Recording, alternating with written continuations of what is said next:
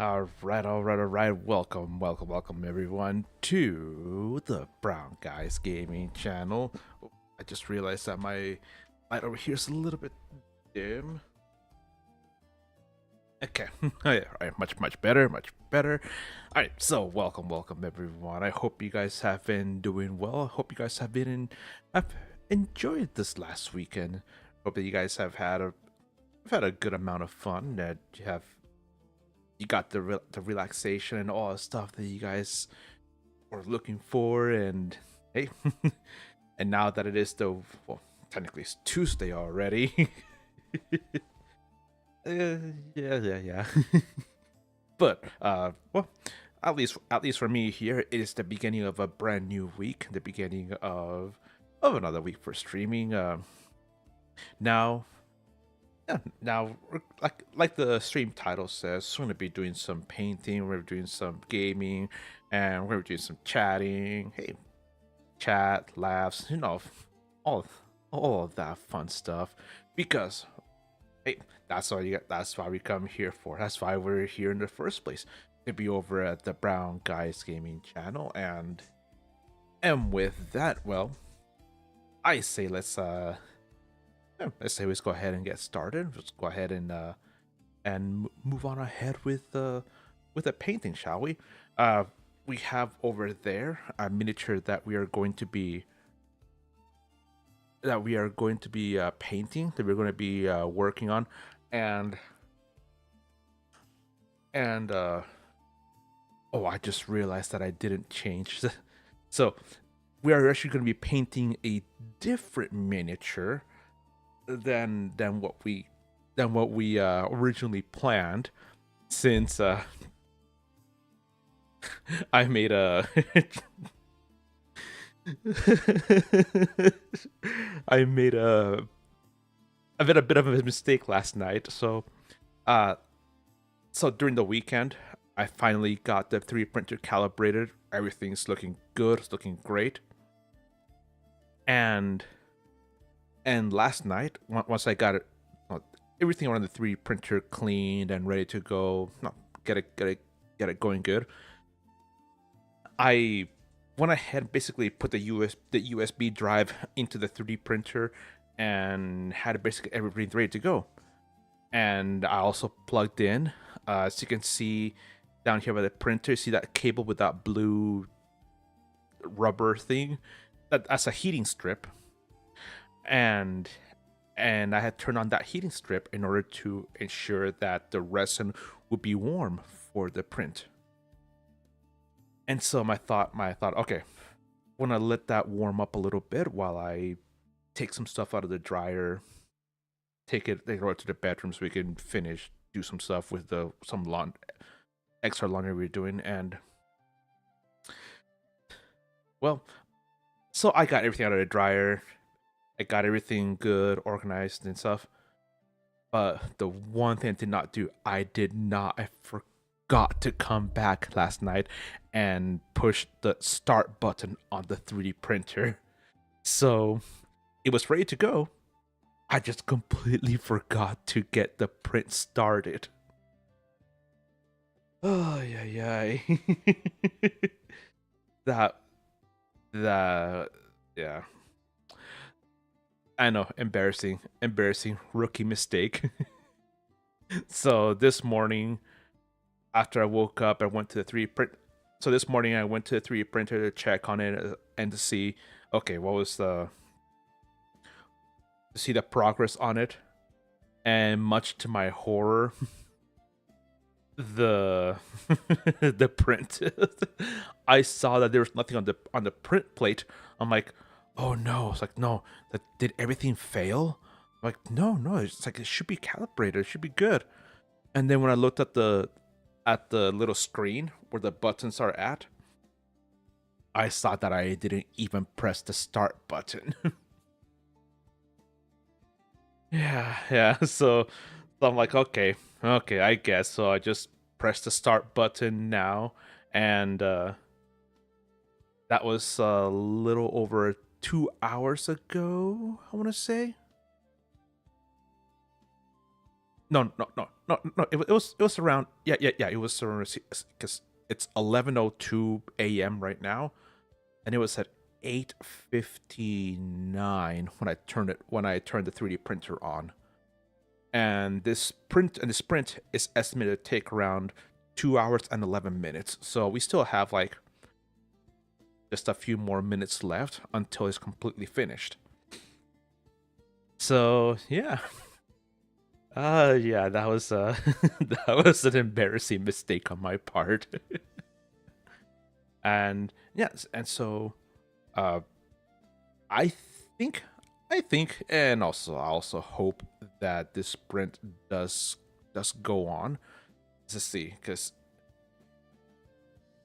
if it was at 8:57 or 8:58, 8:57, 8:58, then this, well, around there.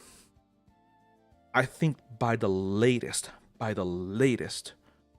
this sprint should finish at 11:12, around 11:12. So probably around, let's see, probably around, let's see, 11:04, probably 8 more minutes.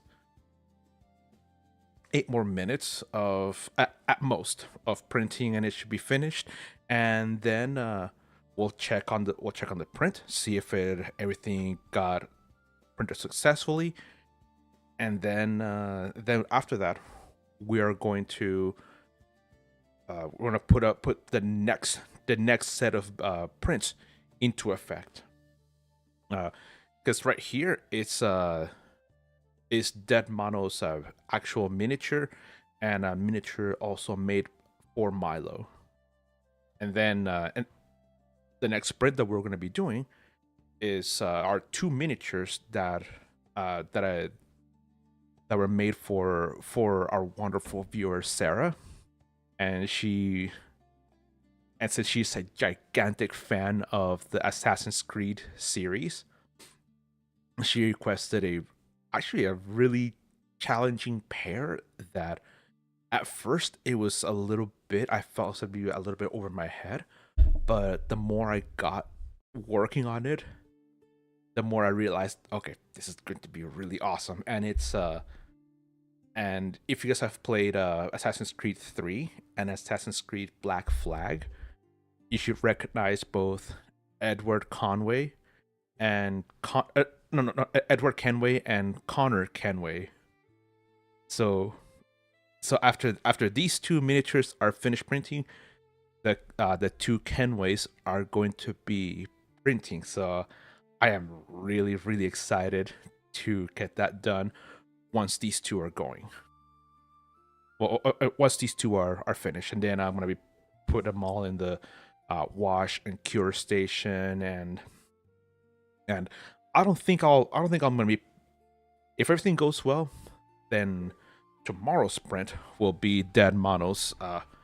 Tomorrow will be when Dead Mono's miniature will be painted, I should say. But let's get in this area here. Let's turn on this camera.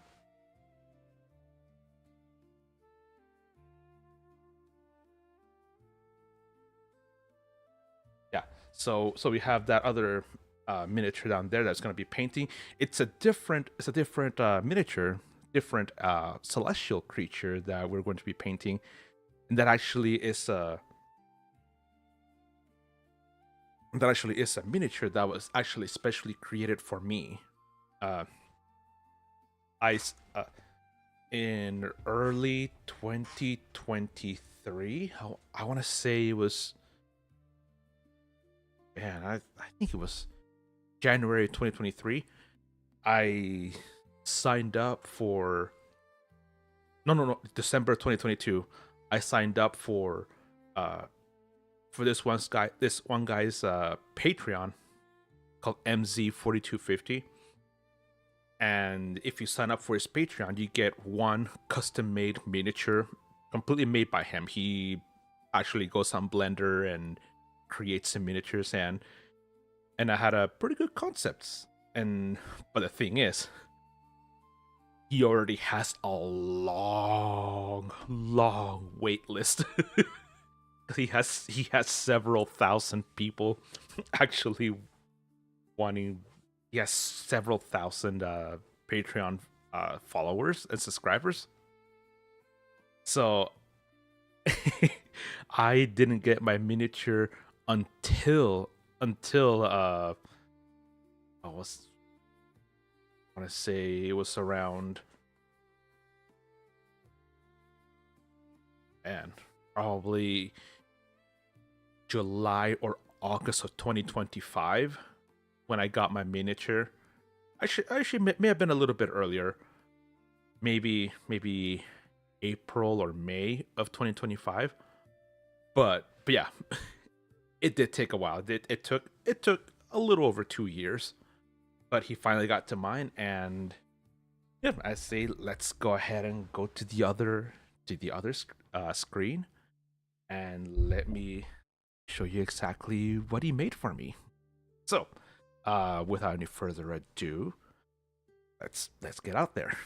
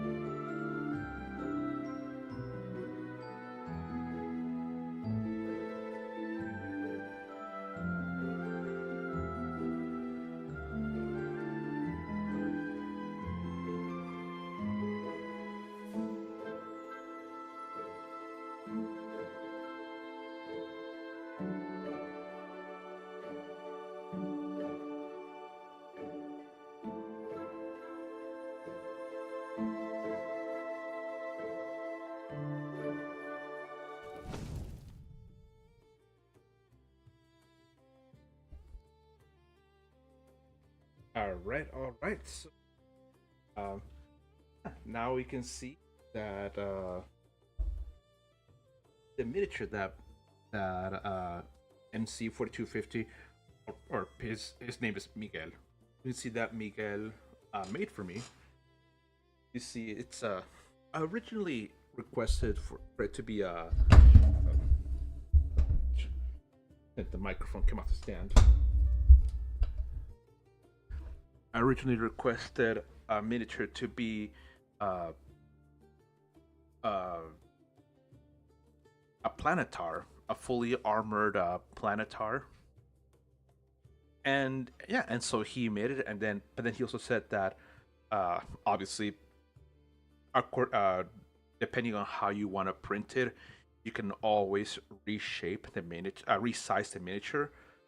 It could be large, huge, or even medium sized.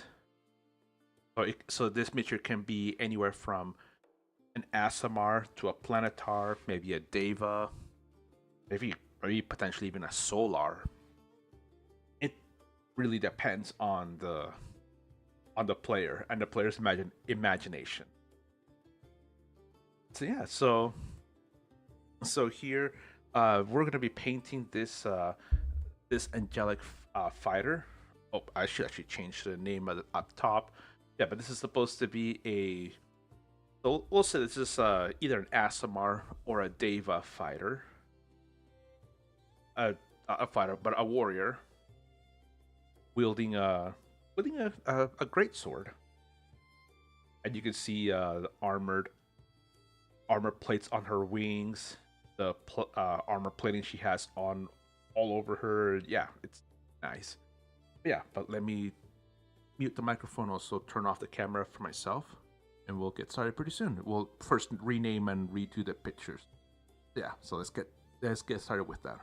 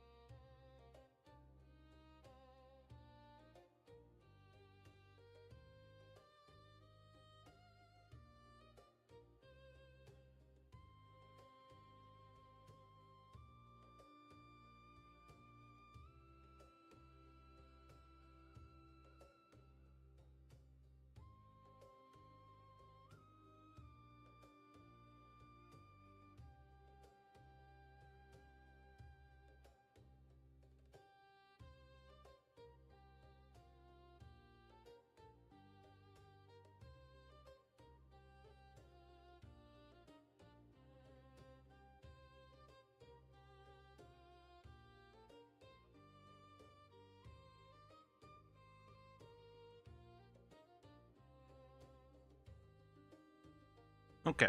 All right. All right. So, yeah. So we made those last minute adjustments. Yeah, because we necessarily aren't going to be painting Dead Manos miniature. That will hopefully be finished really, really soon.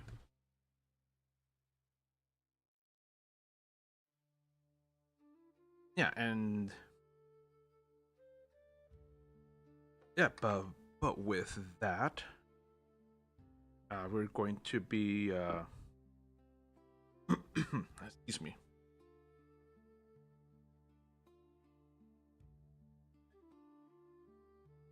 But as you can see here, this miniature has some incredible detail. So has a long braid, the crown of crown of laurels right here. We have the large great sword, uh, armor, cape, and yeah, just really nice. So, with this, the original image that I used as inspiration for this miniature, actually, she was wearing it was modeled after a Ukrainian model, and this is for the original inspiration that I got for this miniature was uh, I believe it was during the 2022 Miss Universe pageant, and the Ukrainian Miss Ukraine had this incredible outfit, basically embodying the power of Ukraine's patron saint, being Saint Michael the Archangel. And her designers made an outfit for her, basically that looked like an angelic warrior of sorts. And I saw that image and I loved it so much. That's what I sent to Miguel for him to make on as an inspiration for it. And this one, it still looked pretty nice. So I'm gonna be using this pure gold. I am also do I have it here? No, I have it in my little tote of colors. But with this tote of colors, I have nice. I'm also gonna be using this blue sapphire color. So uh, these two,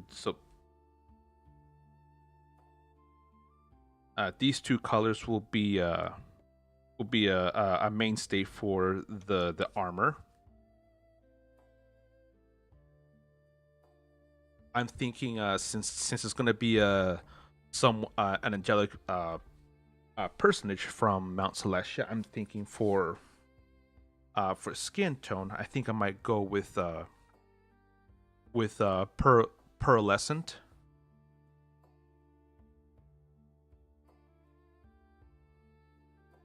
So I'm gonna go with a pearl white color for the skin, and then for the wings, I don't know what I'll be doing yet with the wings. Uh, uh, yeah, that I don't know yet. uh, wait for the crown, for that crown of laurels that she has right there to signify victory. When I use a mix of this Christmas green and also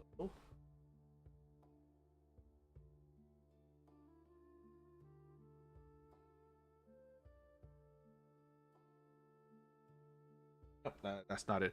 I was looking for another green color that I have called the holly branch.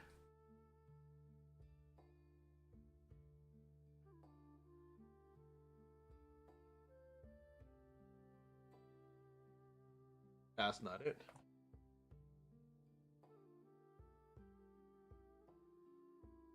Ah, got it. Got it. So, yeah, this olive branch and a Christmas green to kind of dull the metallic sheen of it a little bit,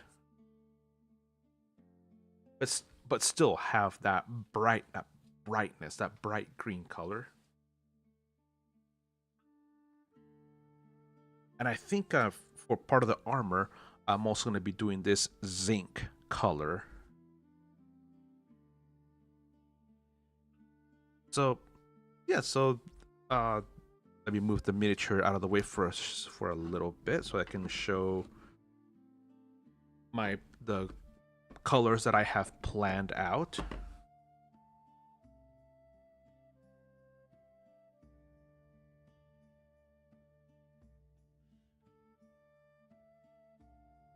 Okay, so we have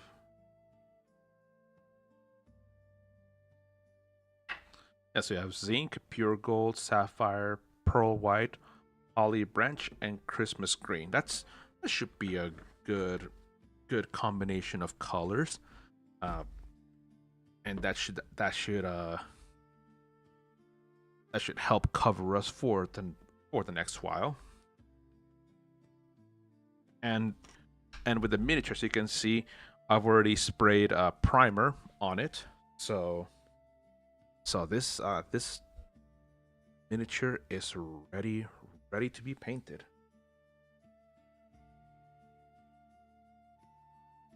Yeah, and this and when it comes to painting, it's generally a good idea. Like if you want the paint to last on this miniature for a long time, especially if you're going to be handling said miniature, handling it, carrying it, put it in the carrying case, and using it a lot in conventions or in games, whether it's at your local game shop or at home. Doesn't really matter. It's always a good idea to always give it a first coat of primer so the paint sticks to the miniature much better. Of course, that doesn't mean that the paint won't come off. It will come off, but it'll be a lot less likely if you have a coat of primer underneath.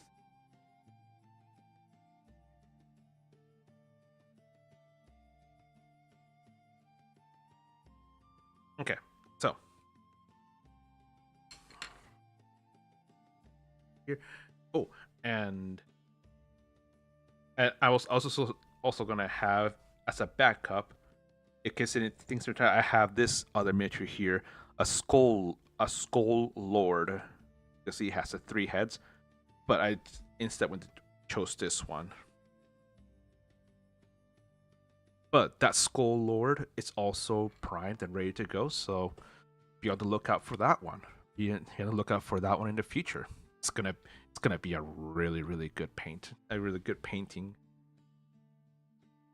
Okay, so let's go ahead and start with the zinc colored paint,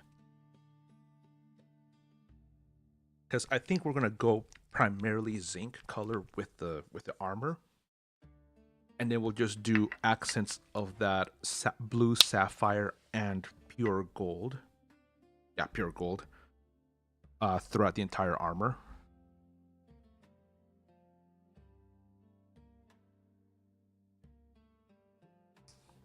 That should be a pretty good idea. Pretty good. A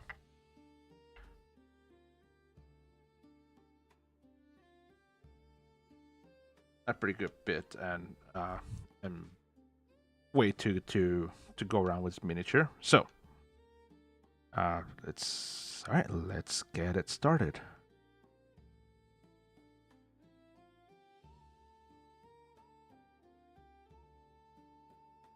Yeah, so we'll first get the greaves first.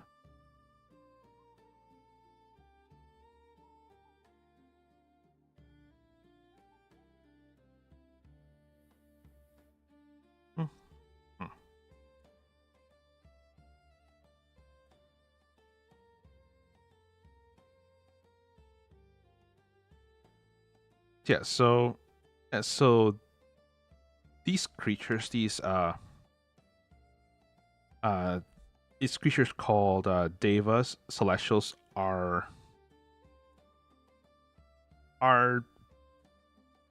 a lot of them tend to be in the lower ranks of the celestial hierarchy. But even though they're down in the lower portions of the celestial hierarchy, this this does not mean, however, that they are weak or they are unassuming or that they have no worth. Quite the opposite, in fact. Uh, to be a celestial of this rank, uh, that means that these celestials have shown much has shown to be that they are capable warriors, and they are capable of becoming extremely trustworthy and are able to perform many many important jobs and duties all throughout the celestial planes and over in the prime material plane or wherever else they're needed to they're needed at. One one deva that a lot of people may have come across has been the abbot of Saint Markova. I think that's the name of the place in the Curse of Strahd campaign. That is a deva that was sent by the upper planes in order to uh, that was sent there to watch over and provide comfort to the peoples of Barovia. However, just because these celestials are there to do their job, that does not necessarily mean that they are immune to temptation. They're immune from falling and tarnishing their their, their legacy and their heritage as celestials. And as we can see, uh, the abbot of that abbey, he eventually was due to repeated psychological attacks from Strahd. He eventually became a fallen deva and performed horrific experiments on the people that had come to him for aid. And yes, he, the abbot, did technically solve the pains, and the horrors that these people had, but not necessarily in the way that they would have. A lot of these people would wish.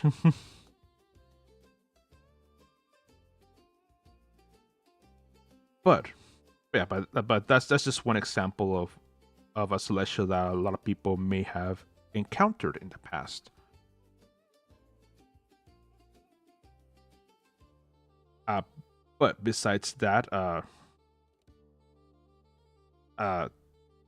in many other campaigns, devas have been brought in to help many adventurers in whatever mission or task the adventurers have been set out with, especially if the task that they have been set out to, I mean, has been is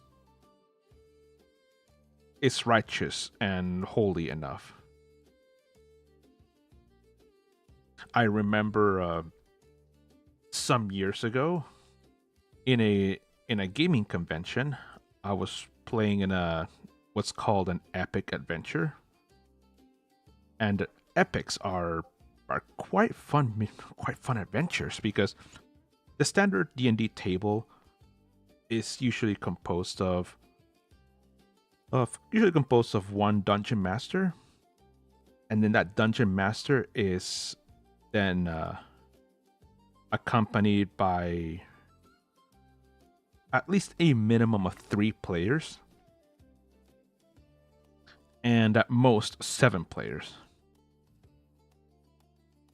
And that usually is a standard adventure, standard table. But this an epic is composed of many tables. I think it's a minimum of 5 tables that. Oh no, sorry.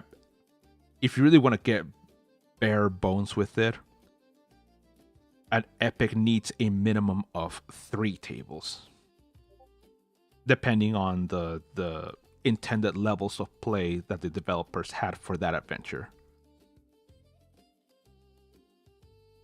But usually when in these conventions, when we have an epic adventure, we usually tend to have anywhere from 15 tables, all of them running simultaneously toward one common goal. And all tables work together to complete an overarching task. And whether I have been assigned to run one of these tables or play in them, it's always been really fun, and all of them have been successes except for one. And and so to kind of get back to speaking about Celestials, unfortunately, the only one that we actually failed in was one. It was called the Reclamation of Flan, a city in the Moon Sea that was taken over by an ancient green dragon who was empowered. This ancient green dragon that was empowered by the mists of Ravenloft. And hey, Leo, welcome. Wait, am I the first to speak here? Yes, my friend. Yes, you are the first to speak. I was wondering why no one, like, I have a few viewers. I'm like, hello, but yeah, you indeed are the first.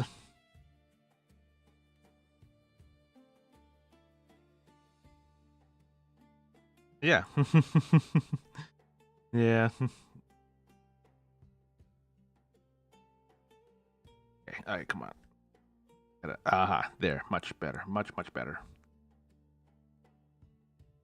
But as I was completing the story, as my friends and I try to rest and remove this ancient green dragon.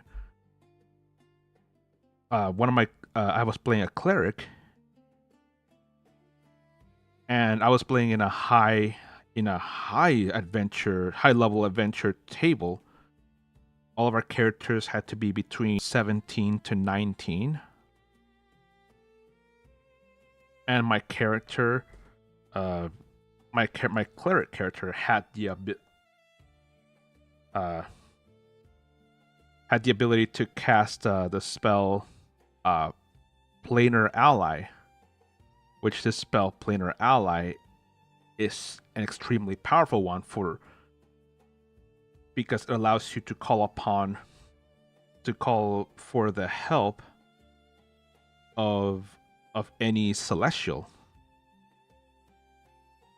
Of course, the dungeon master decides what celestial comes in and how willing to help the celestial is going to be. So I told my dungeon master, okay, hey, my character, he's a high priest of the god Lathander, and he's going to be using Planar Ally to help us in this situation. And my dungeon master said, okay, Lathander sends you a solar to help you in this battle. What's this? Yeah, I was like, the F? Normally Orcriel or Turnip would have spoken already. Yeah, Orcriel, yeah.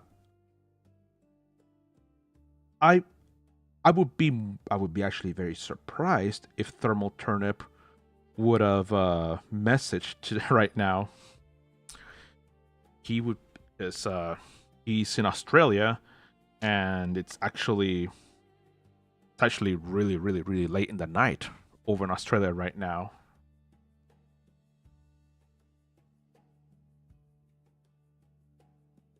So yeah, I would be very very surprised if Thermal Turnip would be up right now. But then again, Thermal Turnip does work pretty early in the morning, so that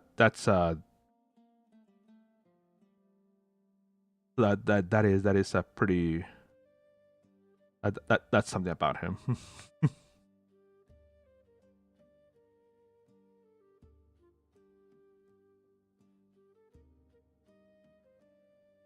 But Leo, what's up with you, my friend? What's going on?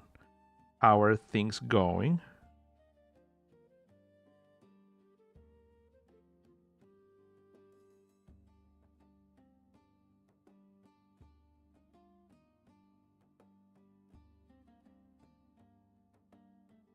Okay, looking so far so good.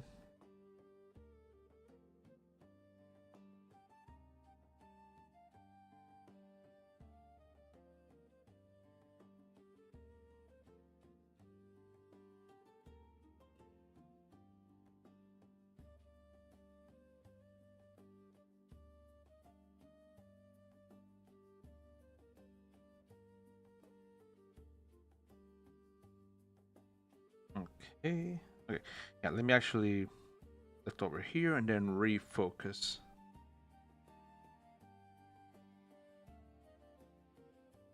There we go.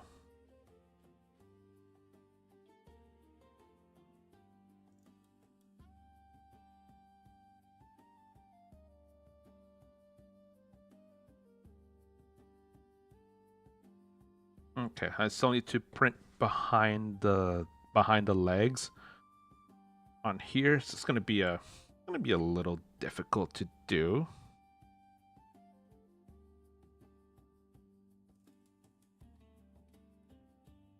Whew.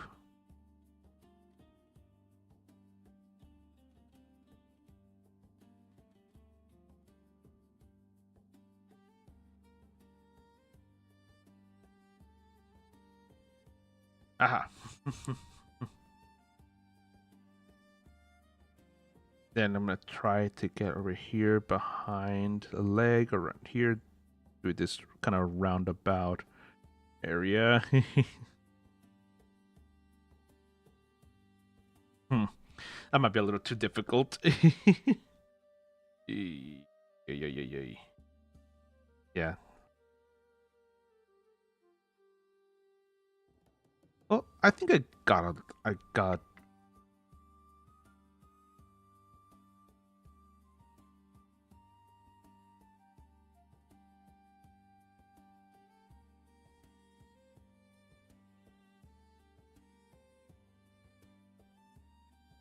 nice, nice, nice, nice.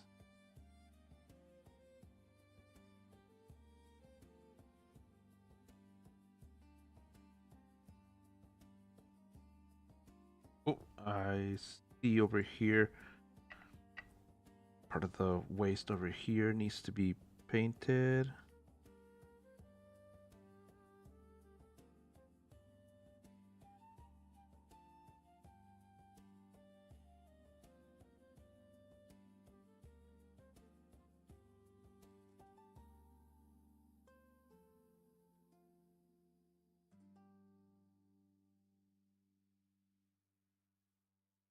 Okay, all right. Oh, and then over here, underneath her arm, underneath her elbow, another part of the armor that needs to be painted.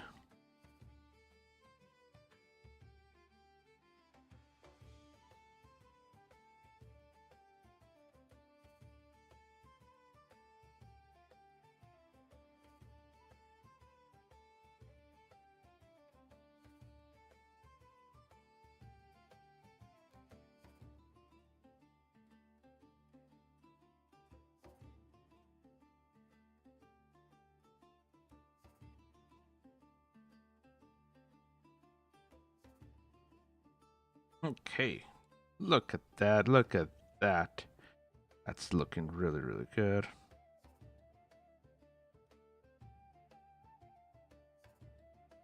Yep. Yep. And then yeah, so yeah, that this gray over here, this metallic zinc color should be good for a bit. Oh, oh, there's some portions here. This little window over here, painted over here, and then I saw another small window, small portion here that is still unpainted, right behind her arms. Well, hands, I should say.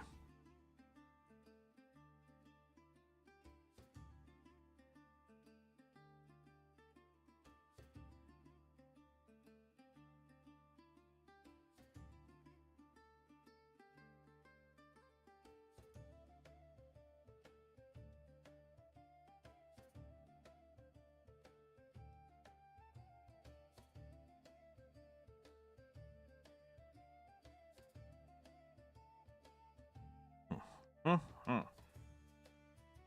Then next to the braid here.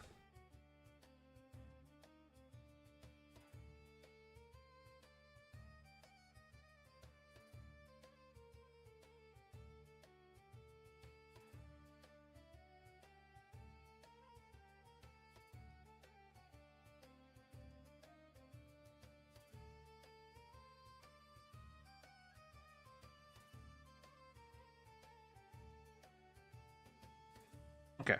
All right, so let's set that down there. And oh no, I did not have my I don't have my thing to help wash my brushes once I'm finished with them. So I will be right back.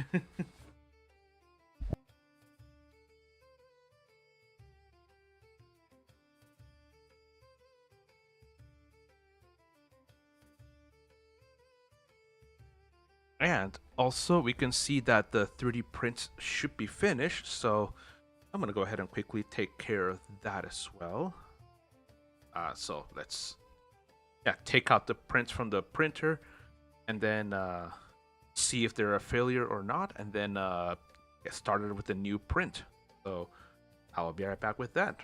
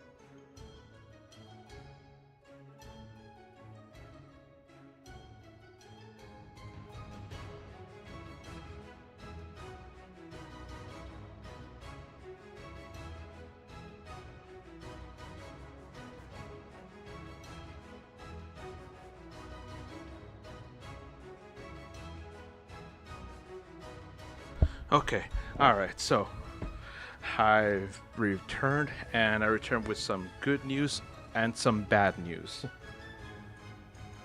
So the good news is I managed to finish the print, and the miniature looks pretty dang good. But but here is the bad news. Even though we got the even though we got this miniature printed, so today I printed both Dead Manos and Milo's miniatures. Well, the one for Dead Mano, it succeeded. The print is finished, and you can easily see right here. You can see right here, it's printed. It's looking really, really good. It needs to be primed in order for the other details to look really, really good. But yeah, but this miniature is printed, and it's been take that a little bit off. But yeah, it has been washed and it has been cured, and everything is looking good. All it needs now is just to be colored. But the miniature that we printed for Milo, that was in the same plate, failed. So we're gonna have to go over to the slicer program and redo some settings in order to get the next batch of prints made. So let's switch over to the other setup, and let's yeah, let's at least fix some issues. Gotta also redo the whole microphone setup a little bit. All right, and gotta tighten this thing over. All right, perfect.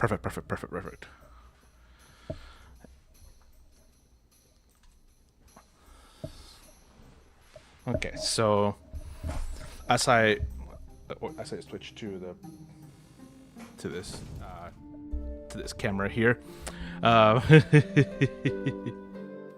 man, it's so stupid how these things happen.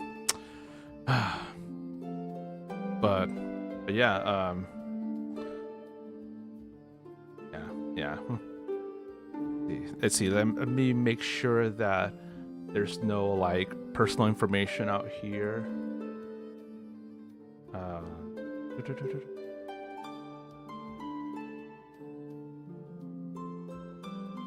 Okay, that's okay. So we're here at the lychee slicer, and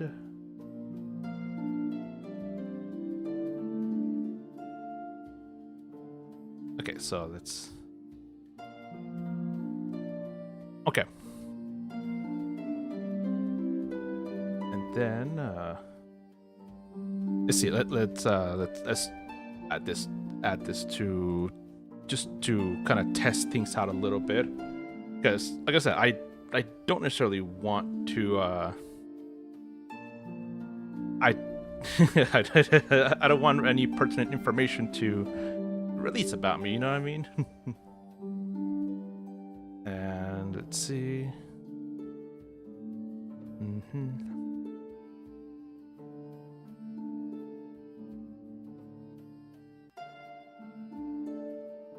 And this the cool thing about this slicer program is that it gets things done actually rather well, rather quickly. So it's just really, really surprising, and to me it seems like almost magic how 3D prints tend to look like. Okay, all right. So I think that we're now.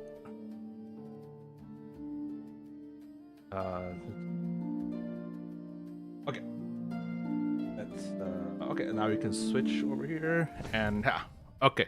So you were saying that as a person who had an IRL image of him possibly leaked to a bunch of malicious people, I get 100%. That sucks. That sucks. Well, at least for my face, I'm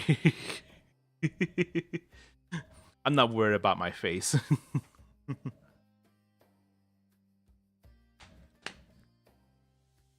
Yeah. I know I'm not I know I'm not the most handsome, but I'm not the ugliest.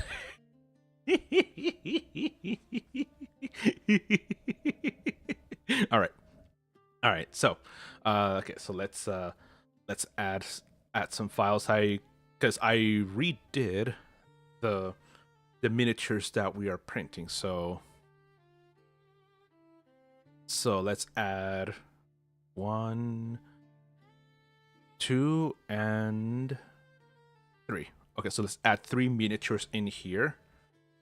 Yeah, and I think these three should be good enough.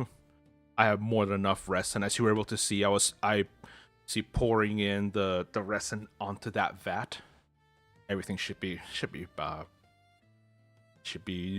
good enough. So this program here is called a 3D print slicer, which this program allows me to configure and get things done in order to get ready for the printer. So this is already calibrated. It's already done to my 3D printer. So it has my Elegoo Mars 2 Pro. It says in here the information, the facts about my machine. Elegoo Mars 2 Pro is using the Anycubic rapid resin. The color of it is white, and I'm printing this at 50 micrometers per layer at 2.5 seconds per layer.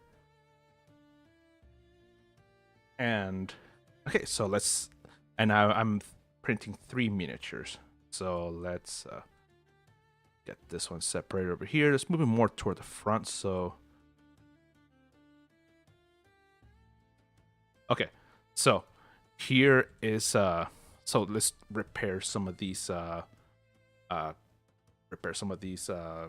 things about the miniature. Okay. Let's repair this model. And let's also then this one, because when it moves from the creator, from where we create the miniatures, and we move it here, there always are some tiny little errors that are made when you transfer things here and there, and the slicer has the opportunity to fix these errors in order to prevent any further failures. So we have these 3. Let's select all 3, and let's move them up above. Let's lift them up the surface. You can see here, all right, we lifted about 5.3 millimeters. So that's perfect. That's actually what I wanted. All right, let's press R in order to rotate these miniatures, because printing them like this is not the most opportune, especially with a flat base like this. You always want to rotate these guys by a few degrees like this. Oh, actually, let's increase a little more because I wanted to get us, okay, 44.74. That's not bad, because you always want to have these miniatures printed at as close as you can to a 45-degree angle. That allows the best range of motion. So let's press T again to get to move, because we're not going to rotate anymore.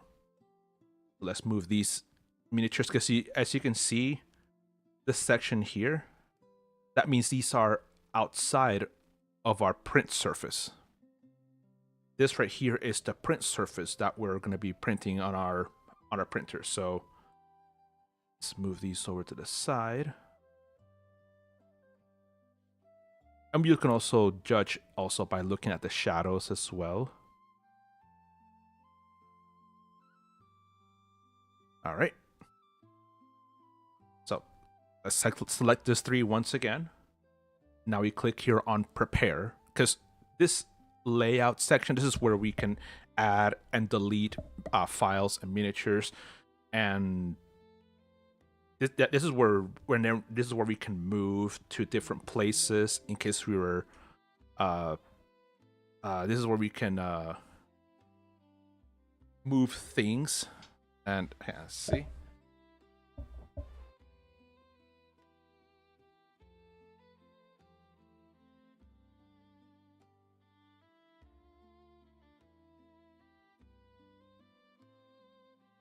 Oh well. Oh wait. I think these headphones are low power.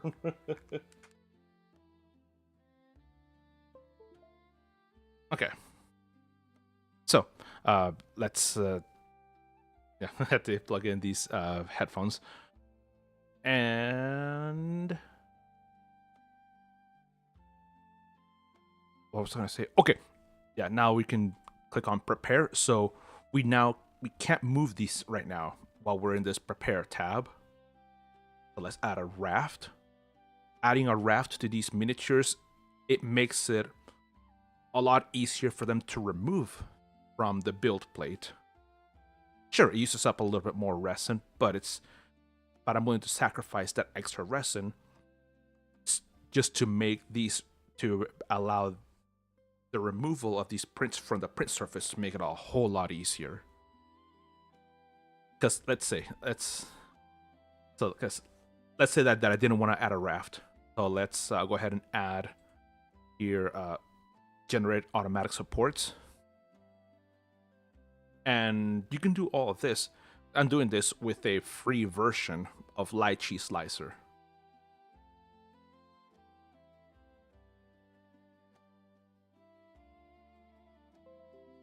Okay, nice, good. I don't need this up here. So as you can see here, there's a whole lot of like circular dots surrounding each.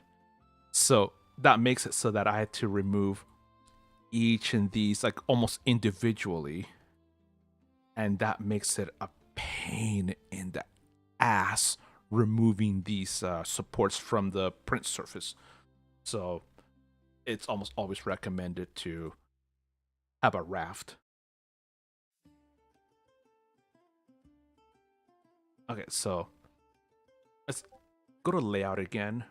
Move these a little further out to the... Move a little further back. A little prepare.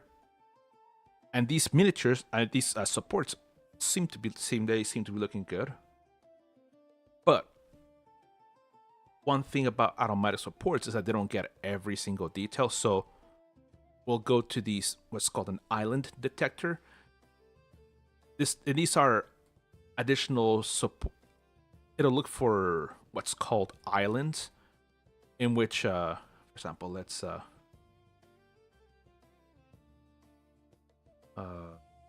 find something.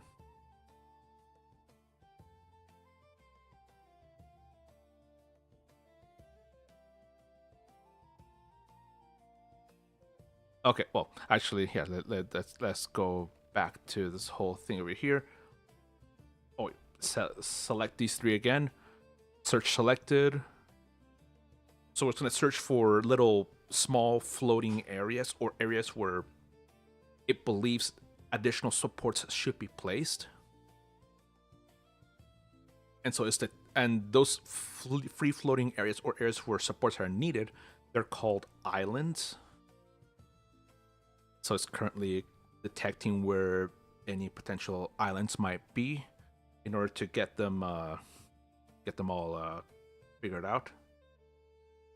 And it's doing it for all 3 of these miniatures that are out here.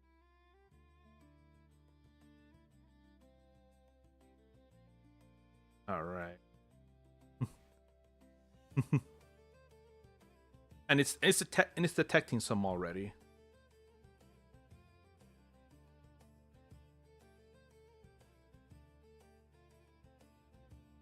And it's now going for the third miniature. So far as I like how thorough this can be, and I can choose how detailed or how strict or how relaxed this process can be.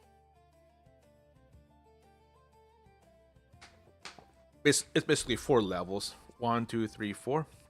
I usually keep it at level 3. Because if I put it at level 4, yes, it'll ensure the maximum amount of coverage.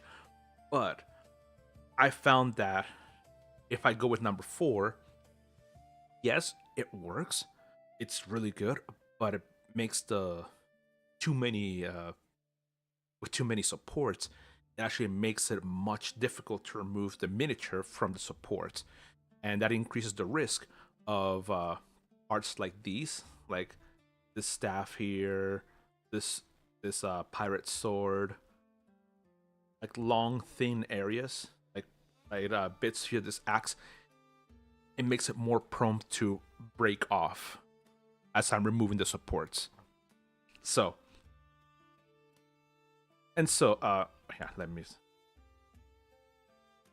zoom in a little more. You can see that it's recommending to put some supports in this area, like around here. You see each of those red dots is an area where Lychee Slicer recommends that we should put additional supports in. Yeah, oh, like here, the back of the cloak. It'll mostly all appear here, because this is where it believes the extra support is needed. So I should just put click on add support to all islands. It says here cannot support 2 islands, which I could then show me where the 2 islands are. Here's number 1. Oh, both of them actually are here. I can zoom in over here. So I can manually add them. 1 and 2. Yeah, 2 little supports there. And that, ladies and gentlemen, are ready to be done. So let's click here on export. It means that now it shows you, okay, it's going to take estimated 1 hour, 50 minutes, 48 seconds. Here's the printer I'm going to be using, the resin, the slice format. It's going to be a .ctb file. And that's all right, that should be it. And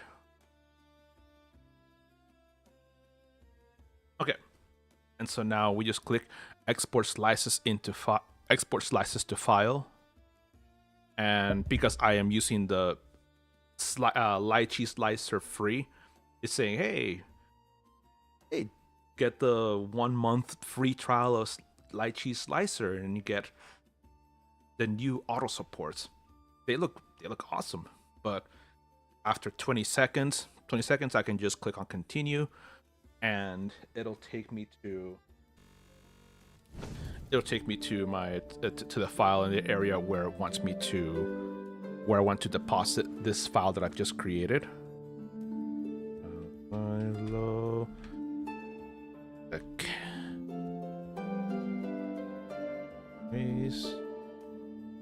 Okay. All right, we'll click save, and it's now finalized. It's now finalizing everything. And now I can. Did I grab my USB drive? I mean, did I not? That root.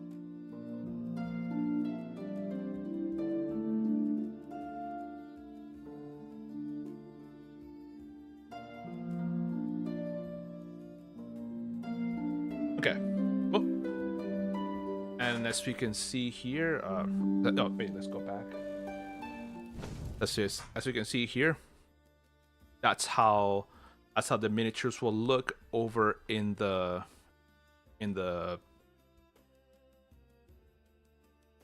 in the print plate. And yeah, now it's time to get it going. So we'll put it back in here, and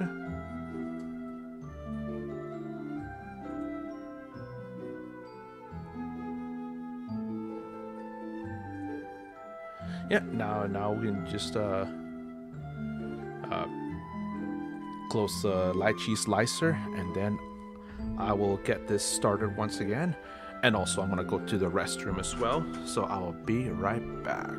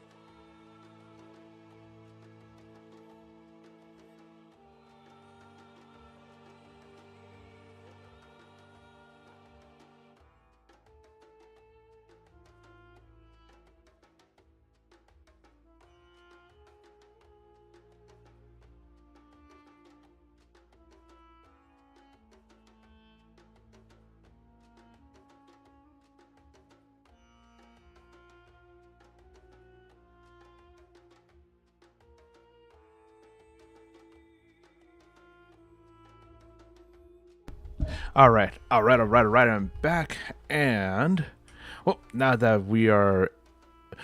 I've gotten the print to get started, have gone to the bathroom.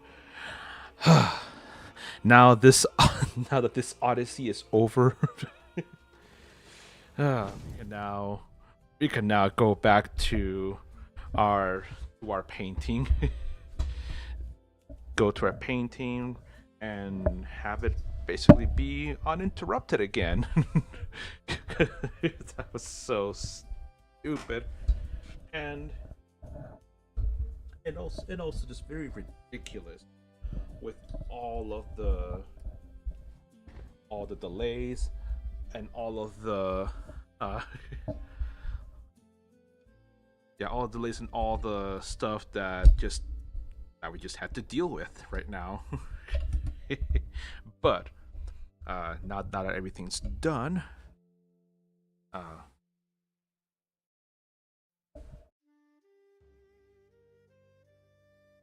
gotta make sure that the microphone cables and my headphone cables do not get tangled together. So that'd be kind of bad, actually. Okay, so right now, so where were we? Where were we? Oh, right, I remember now. So we are. So this is the dead model miniature that will be painted tomorrow. So stay tuned for that. This will be painted tomorrow. Right now, we're gonna continue with our uh with our Asimar or Deva miniature, and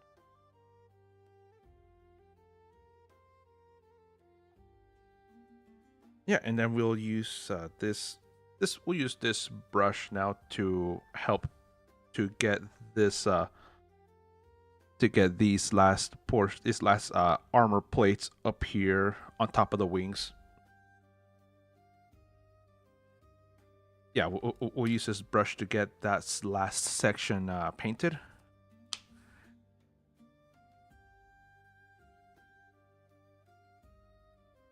Okay, so let's put the original bit of paint that I put up. It's already pretty much dried out by now. So let's put up some new fresh paint and let's get going. I don't wanna paint with I don't wanna get paint that is clumped up and all nasty and bleh. So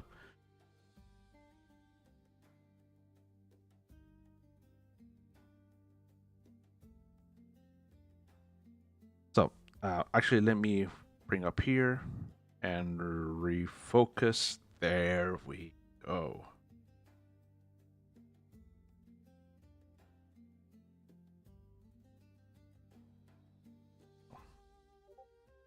Lower a little bit. There. So I decided to lower the miniature a little bit more just to make sure that I'm not like constantly lifting up and not. I should, because my goal was to have my arm kind of resting on the table, so I can have greater support. My forearm and hand resting on the table here could have better support and better stability when painting this miniature, instead of expending more energy to stabilize my hand and eventually have my hand shake like this. Yeah, no, I don't want to. I don't want I don't want to have to deal with that shaking nonsense. You know what I mean?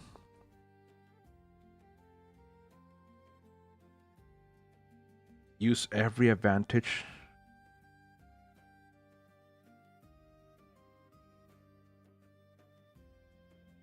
Use every advantage possible, and yeah.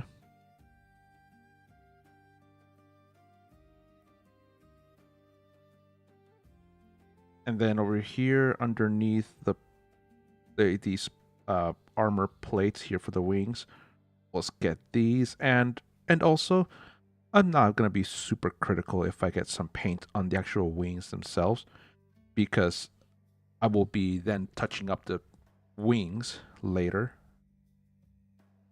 So, and then I'll be doing that with a finer brush, with I can have better control, better handling. You know what I mean. You know what I mean.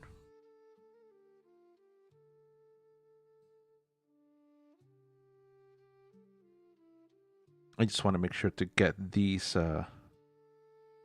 portions covered. All right, and now for the other wing.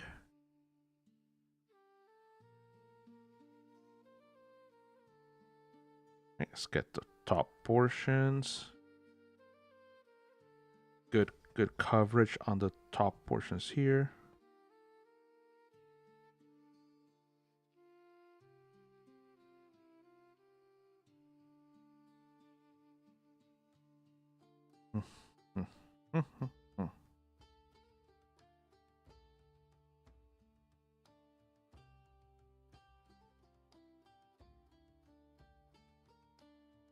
Okay, so and then now that we've got that top portion done, then we move down underneath and start getting this underneath the plate portions.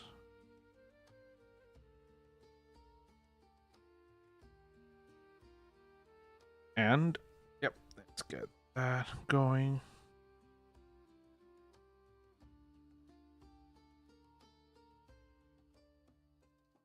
Okay. And for those of you who have stuck through the stream so far, through thick and thin, and through the the quite large gap in content as I was working on my resin printer, clearing off the failed print and getting everything done, from the most bottom of my heart, I thank you for sticking through and help support me with your view time and ad watching and stuff. These print failures, they happen. They're always failures like these are always bound to happen. So having you guys stick around, watch, and do all these things, it's such an incredible gesture, and I am extremely thankful for you guys to support.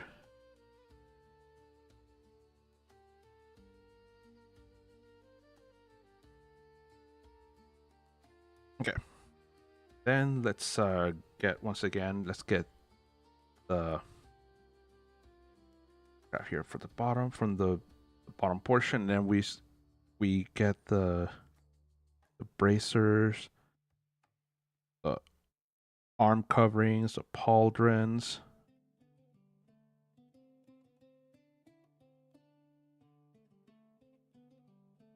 And the color that I'm using for this, it's called zinc, metallic zinc color. And this looks like a good color to kind of simulate that some celestial iron. Granted, I could have made a mixture of like golden colors with this, but I actually have planned to use more golden and blue colors in a little bit, actually.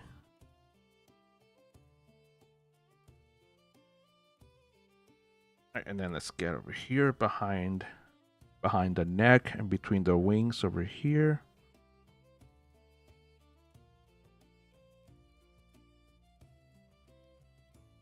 Oh man, my hand is shaking so much. Not good. It's not good. Yeah, but that's good enough for now. It's good enough for now with the zinc color. All right, let's clean off the brush.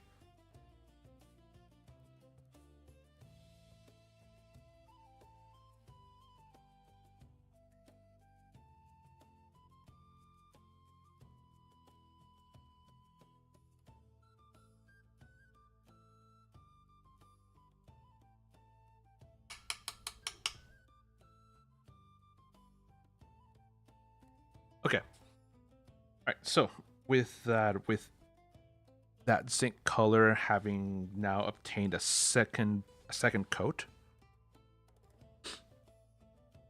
that should be good enough for now. And right, so let's let that dry. And I think for the wings, I'm gonna do a mixture of a few colors. I'm thinking, how about we do a mix of pearl white and rose gold? I think these two might be a good mix for the wings. Because the skin tone is gonna be this pearl white color.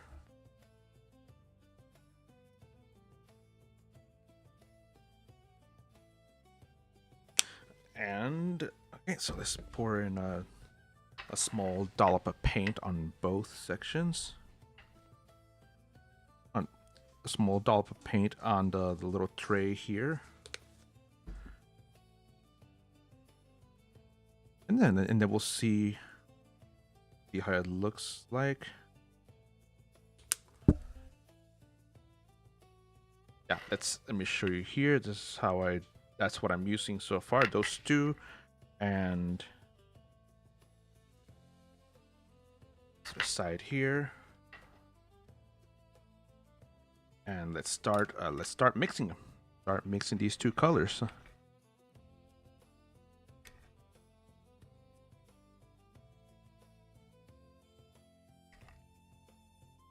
Not bad, not bad. I will zoom in.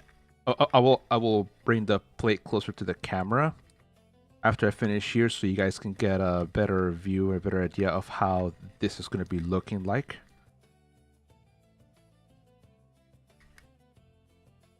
Nice, nice, nice.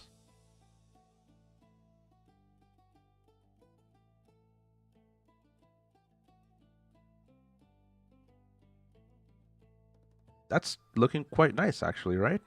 Pearl white with that rose gold.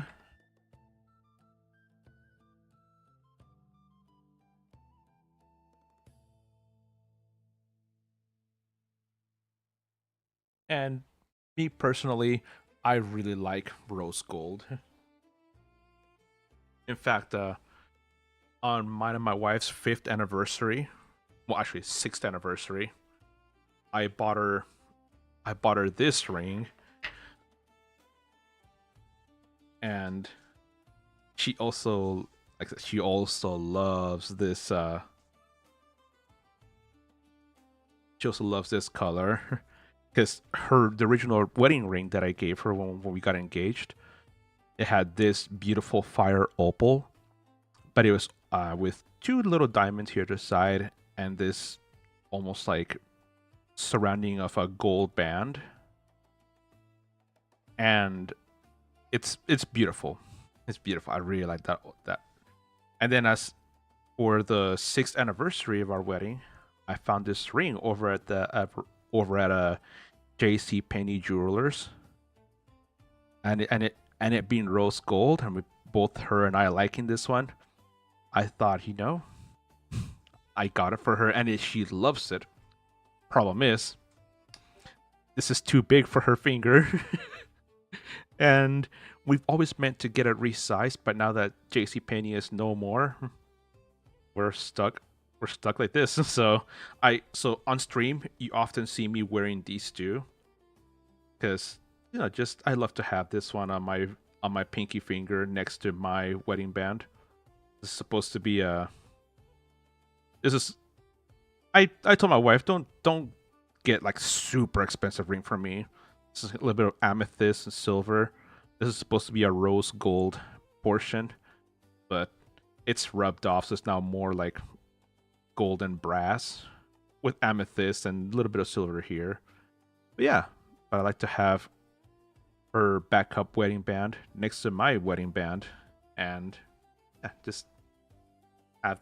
And so at times you may have seen me on stream wearing this one as well. Just I like having that one. And it's kind of unfortunate that my wife isn't really able to wear that ring comfortably, simply because if she does, it'll just slip away from her. It just fall out of her hands. And we don't want that. I kind of don't want that on. I don't want her this ring to fall out and get lost. So I put on my pinky finger, and in my pinky finger, it's also still too big. So like when I wash my hands, when I wear this ring on my hands, when I have to go to the bathroom, I always take it off because I don't want it to fall off my hands while I'm washing my while I'm washing my hands. I had a scare a few years ago, so that was enough to make me take that thing off before I wash my hands. Hello, Orcriel. Welcome, welcome. And all right. I guess you're coming here to call me a weeaboo. I guess.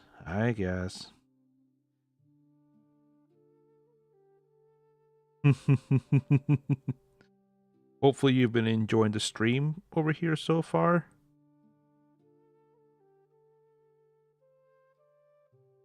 All right. Good.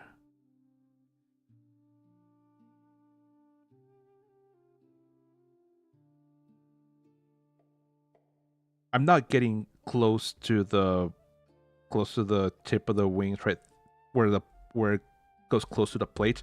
I'll be doing that with a different brush, a much finer brush. That way there's no error for me, and there's no way I can make a mistake and mess up and have to basically retrace my backtrack the progress. You know what I mean?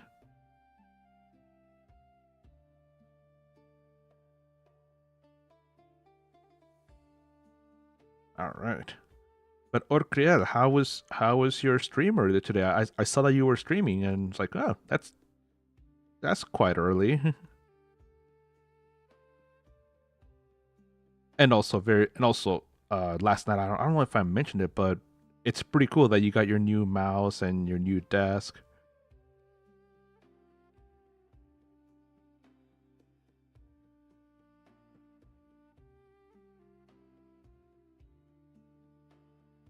Okay.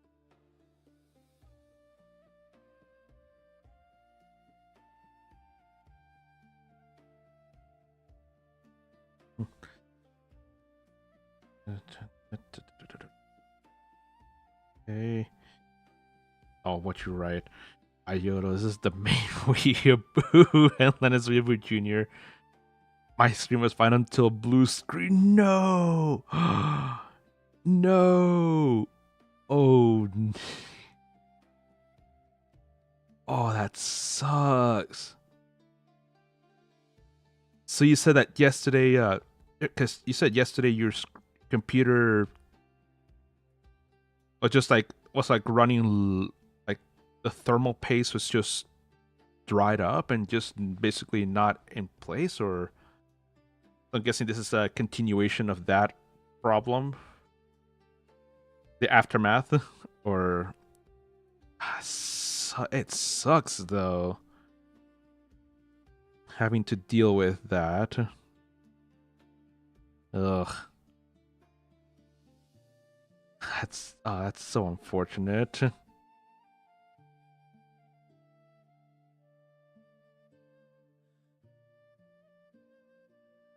So what would you do now?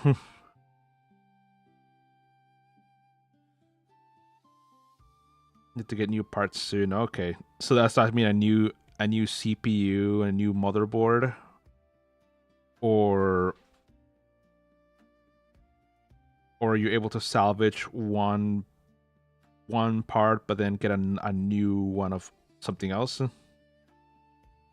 Oof, ooh, oh man. And at today's prices, oh, that's gonna be a painful. Yeah, it's gonna be a painful thing.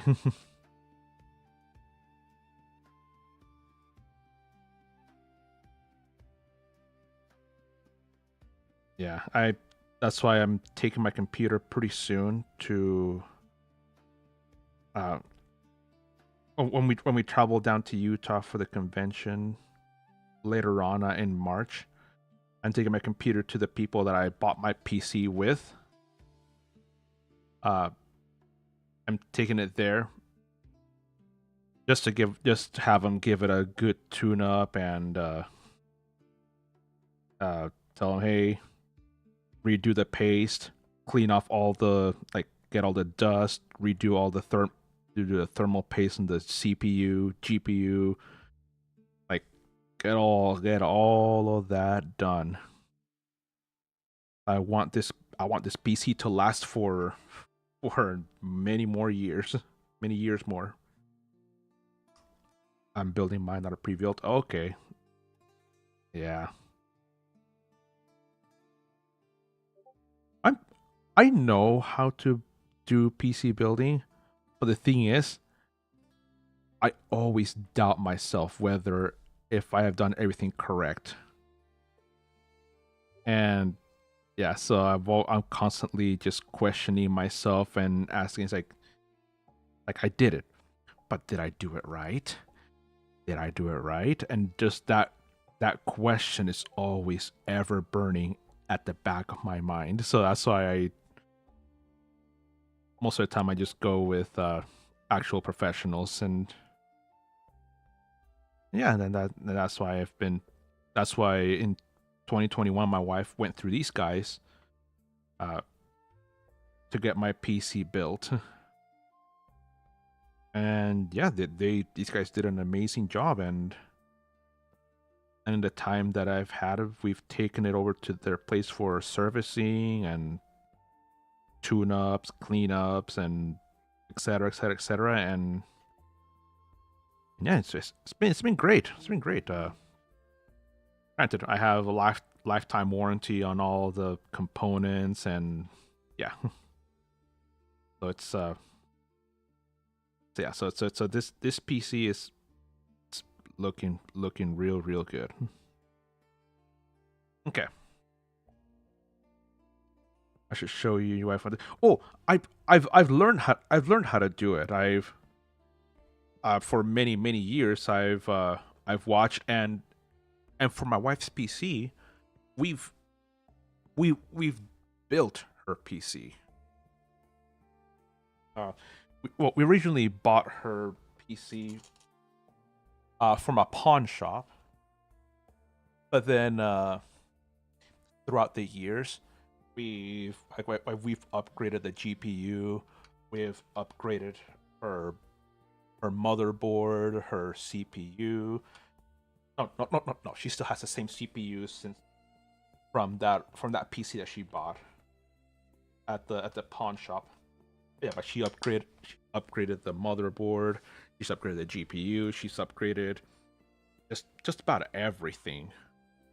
I think the only original component she has in her PC is just the CPU. And so, yes, yeah. So we're both fully aware of what needs to be done. It's just that we constantly are just like questioning ourselves if we've done everything right. Yeah. Okay. And back when I still had my job, both her and I we were planning on buying a Steam machine for her, because the CPU that she has is it's good, but it's old. It's old. It's an Intel i5 7th generation CPU. So yeah, that CPU is in that PC is in desperate need of a new CPU. Steam Deck. No, not Steam Deck. The Steam machine. the Steam machine, the little cube PC. When we saw it on when we saw the first videos, when Valve released the Steam machine, uh, I saw it and I showed it to her, and she's just like she would love that little tiny PC, especially the 2 terabyte version. but but that's gonna have to wait. Also, it's kind of hard to hear on your phone. Oh, yeah, makes sense. Makes sense. Yeah, so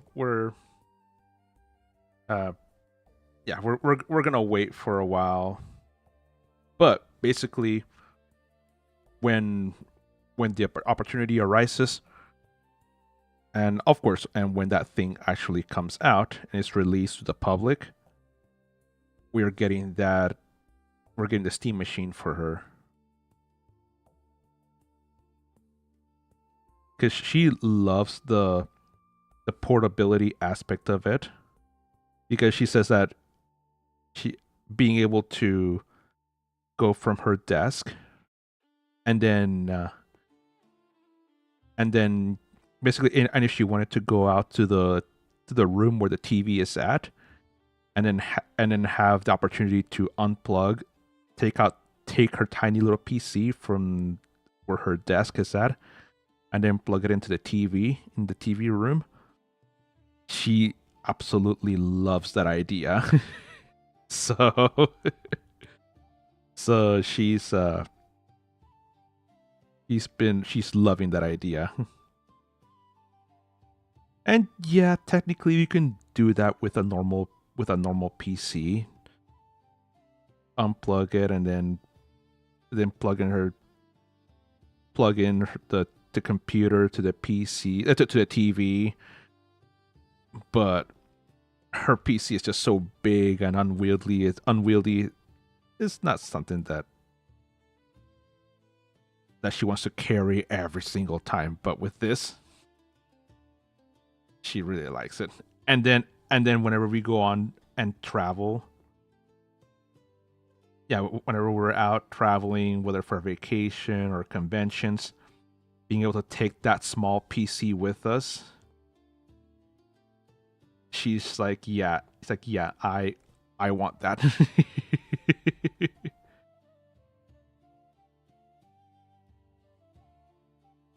Hmm.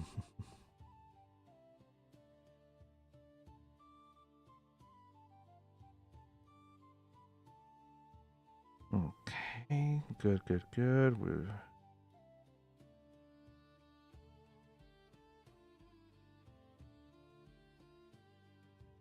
Okay. I think my dog Stitch is I think he might need some help a little bit. He's okay.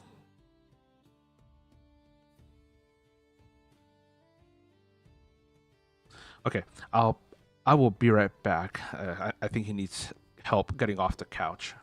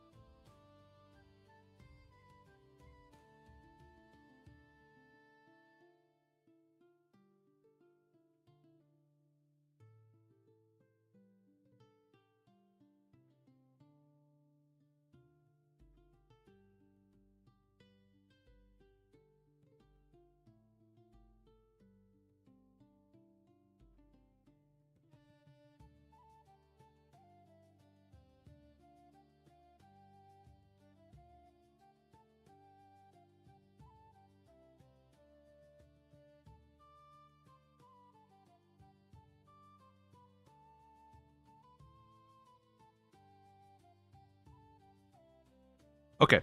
Yeah. So Stitch was he needed help getting his blanket on top of him. He used to be able to do that by himself, but not anymore. His mouth is too sensitive to really pick up anything with it anymore. And since he's a dachshund, they normally like to burrow around, and since his mouth and snout are just also again too sensitive to do anything, he just lays on his bed and whenever he's ready to go to sleep, he just uh whines at us. Just whines and whines until we can get the blanket on top of him. And then that's when he then goes to sleep. Such a poor old man.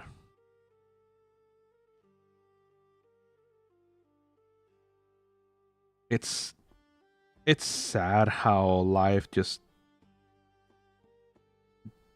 happens and goes on, and he used to be extremely active and agile and stuff, and now him at the age of 18, oh, almost 18, he'll be turning 18 next month in February. But seeing how he's been reduced, it's sad. But he's still kicking. He's still a very happy dog, and he loves going to the park. He loves going out to walk. He still loves eating. In fact, if it wasn't for his weekly trips to the park, he would be a chunk butt. He would be a massive chunk butt. My wife and I actively prevent that from happening. We don't want him to be a chunk, but we want him to be a good boy.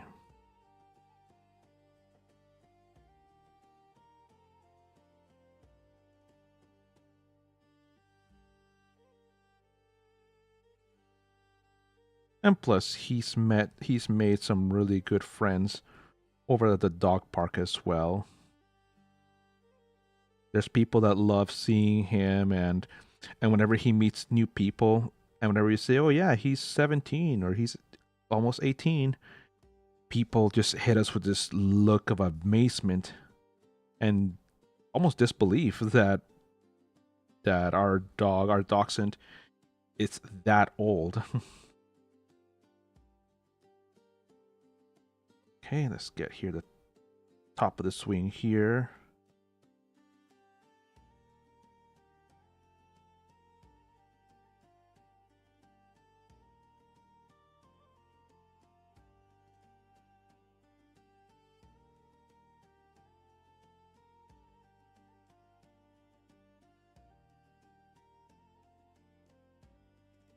Okay.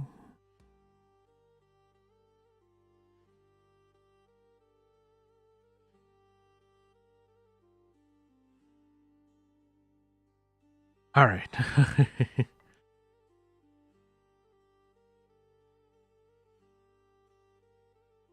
Grab this again. Now let's go on the other wing.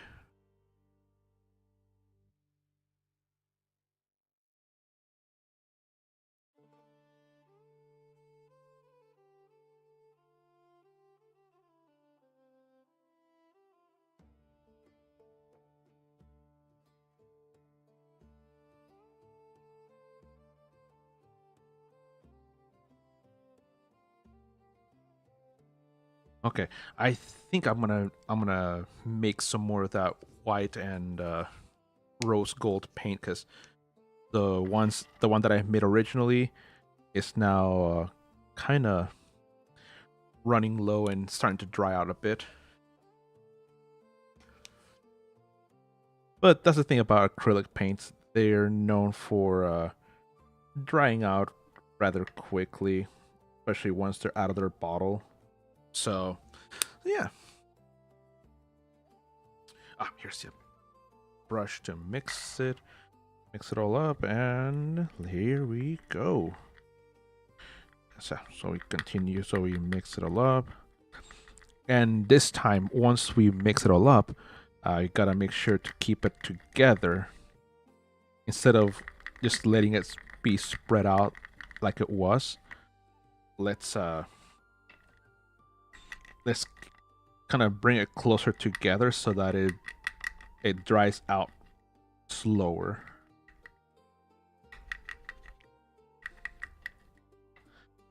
Okay. And then after today's painting, I'm actually gonna clean up this paint palette because we there's so much paint from other past projects over the last 5-6 years that we've had these paint palettes.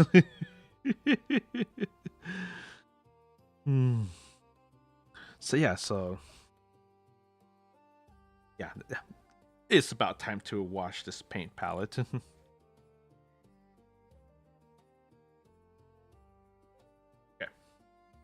right, that's done washing. All right, and let's continue with the progress on this Deva / Asimar.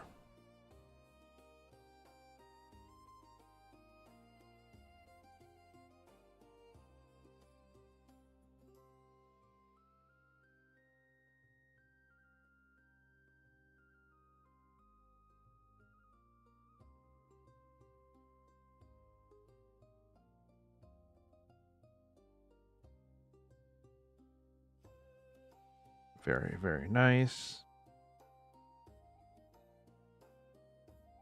Okay, and then up top, we gotta do between this exposed part of the wing here, between that and the plate and the armor plate.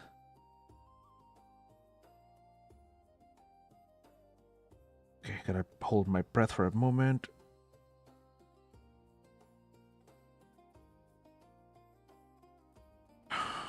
And again.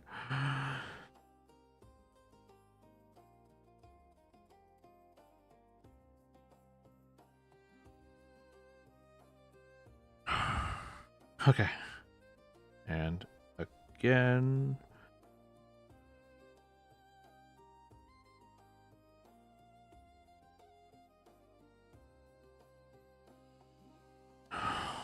All right. Okay, I think I got both back portions. And did I get both front portions? Okay, there's some over there. And oh, I see some more where we missed.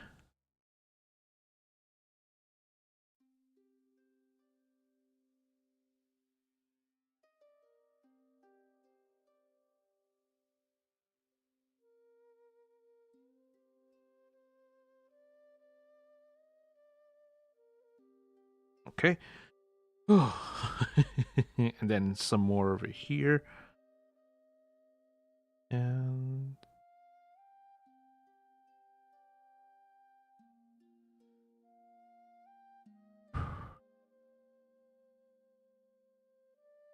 beautiful, beautiful. And then around this small plate here.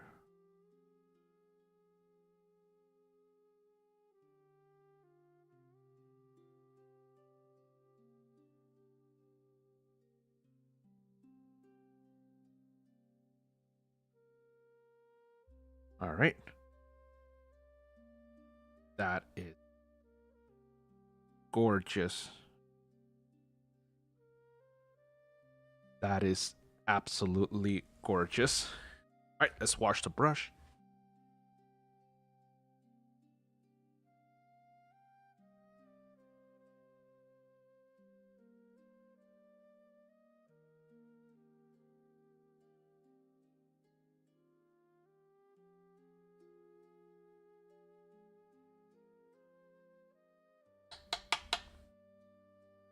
All right, Alright, so we dry it off, and now that we got her armor and wings ready, alright, let's go back now to this brush right here.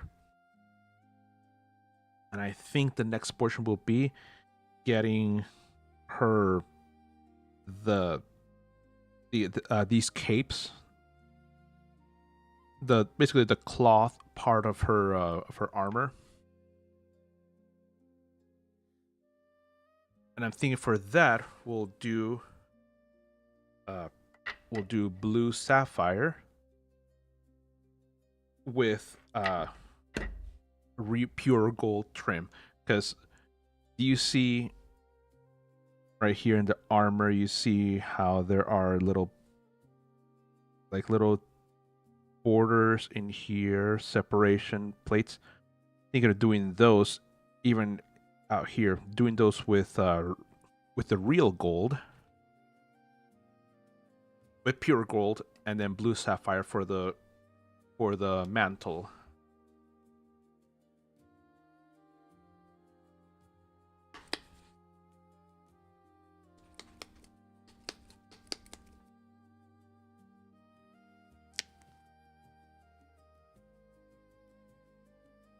Okay, so we got a little bit of that blue sapphire. I absolutely love that color with that. With a little bits of mica powder to make it shimmery and glittery and give it that metallic sheen to it. Metallic feel to it. Alright, so let's start down here from the bottom and make our way up. Started from the bottom, now we're here. No, Drake. No, Drake.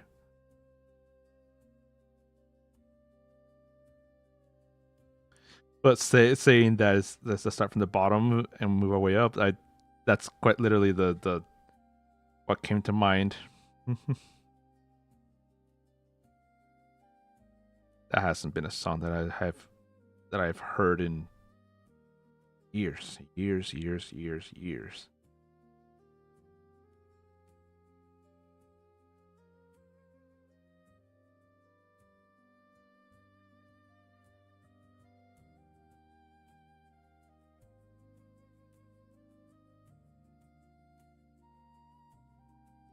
Okay.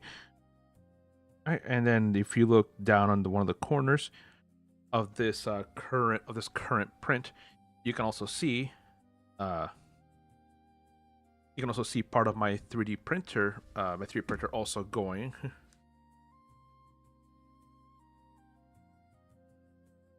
And yeah, it's yeah,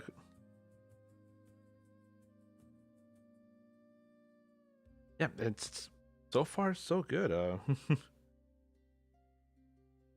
I really like how everything's going. Everything's apparently functioning well.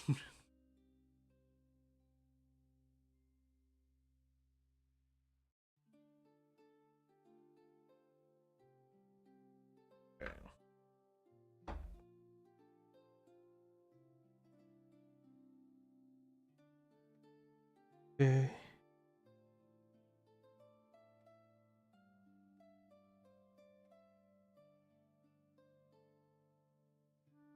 And this blue color has such good coverage too. But I'm also going to give this a second coat as well, because even though it has good coverage, I think it's going to need a second coat to get it evenly done. Just for the white of the primer underneath, just so you can get covered evenly.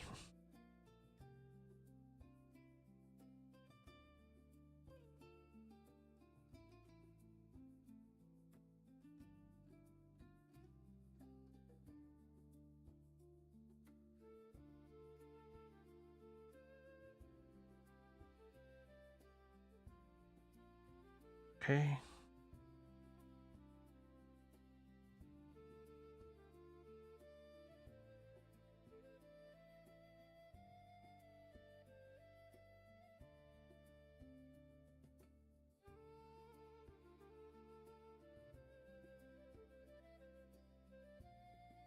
All right, and then we go here. Make sure to not get her because her braided hair goes all the way down to here. So I was gonna make sure to not get that with the blue, and also make sure to carefully get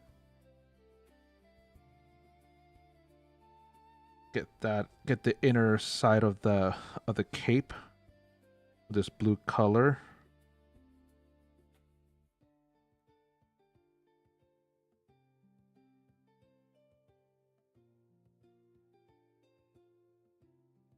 Yeah, look at that. Very nice, very nice. I'll have to retouch that part of the greaves with a fine brush. I saw that I got a little bit of blue on the leg armor, so yeah.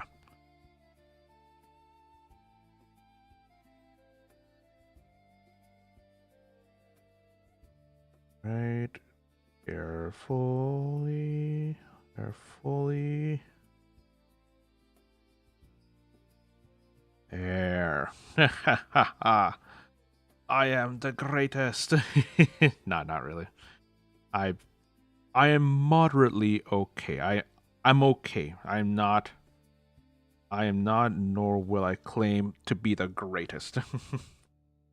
There's people that do much better job than I do when it comes to painting.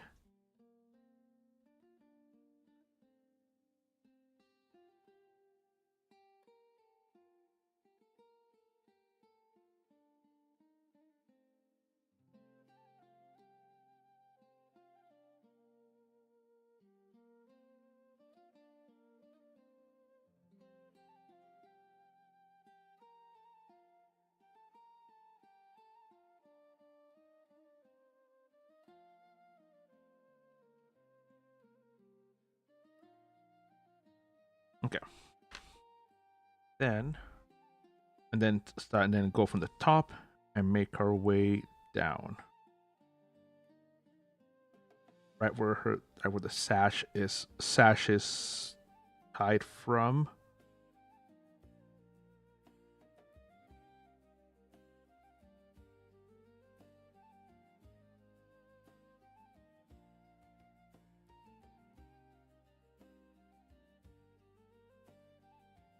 And then tiny little speck over here.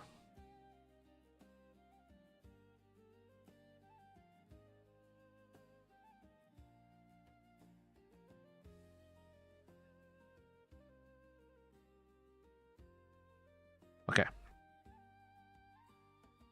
Then we can get right here in these sides.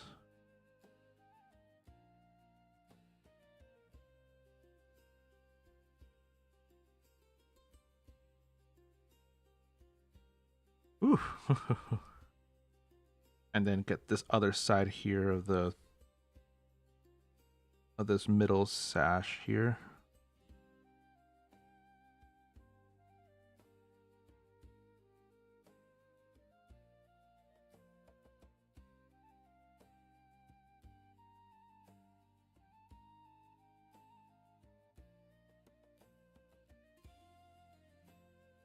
Okay.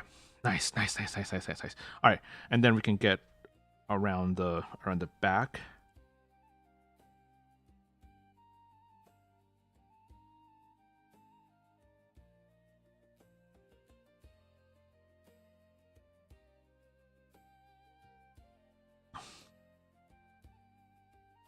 Gotta be careful here not to get paint on the greaves.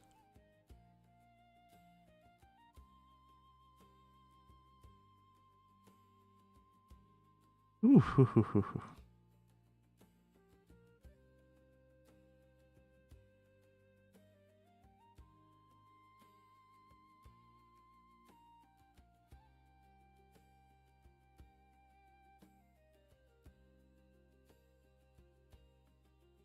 Ooh.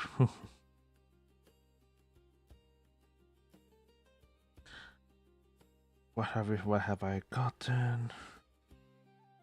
Okay.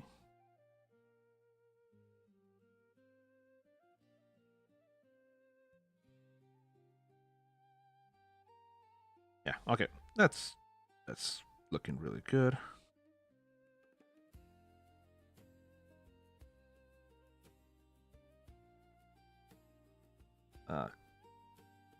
The brush is too wide to get back to to fit between the this leg portion and between the leg and the armor piece.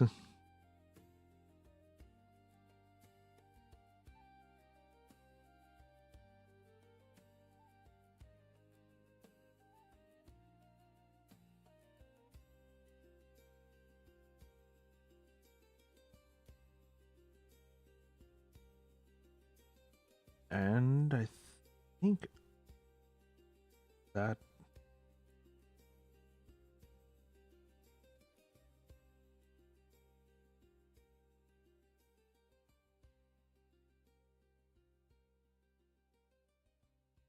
I should be able to now, at least the back portion here, be able to uh, apply a second coat, of this blue, and make the color a lot more uniform.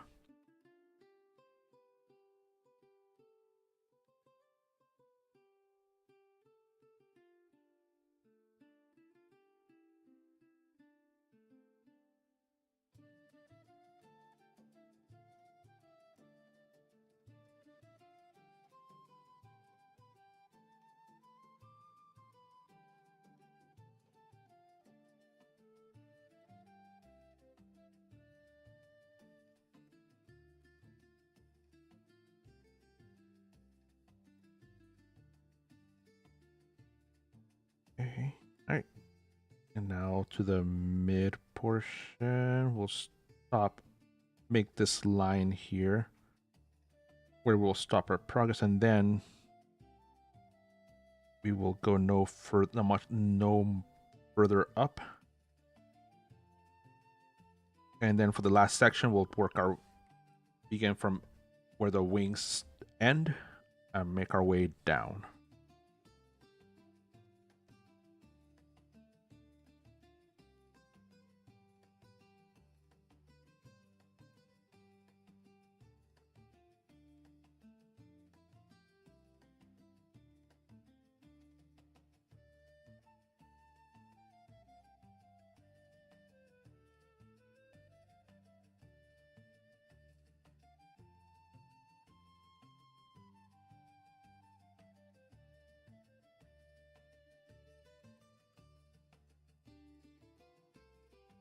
Okay, and then this side.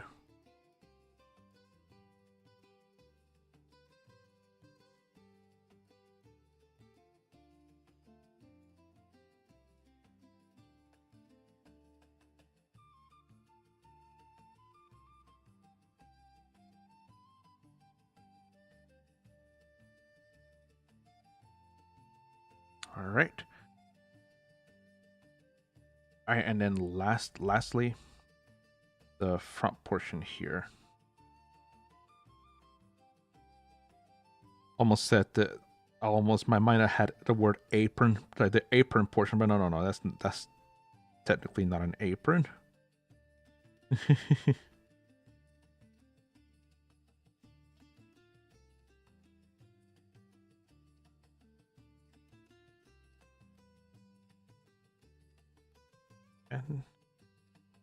and from the bottom of where it touches the ground, make our way up.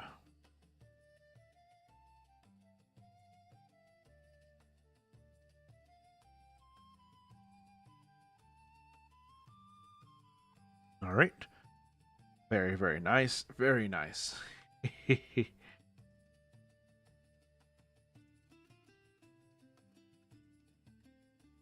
Alright, now we'll let that dry for a little bit as we move on to the next portion.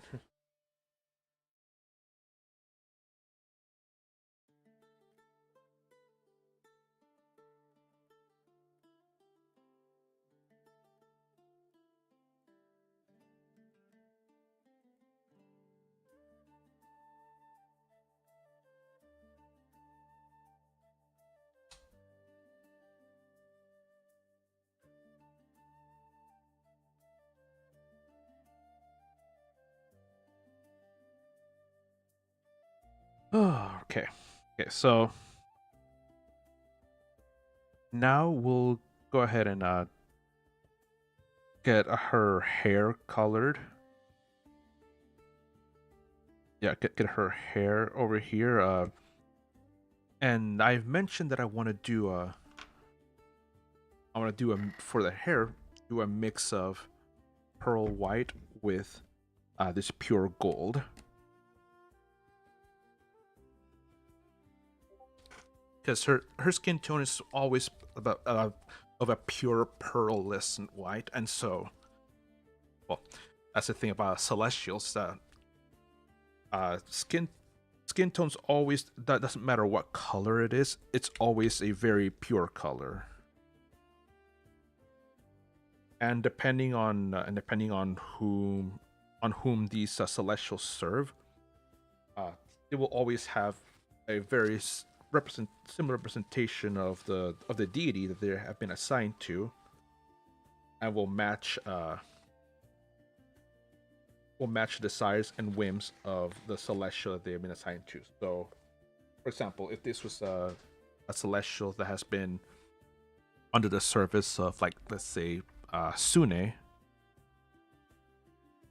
these celestials would actually do their utmost.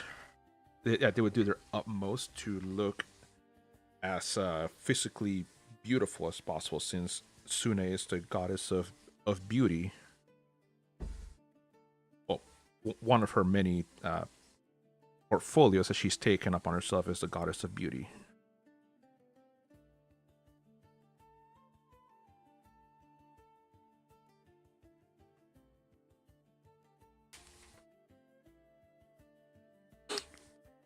All right, and have this little bit of gold here mixed in with that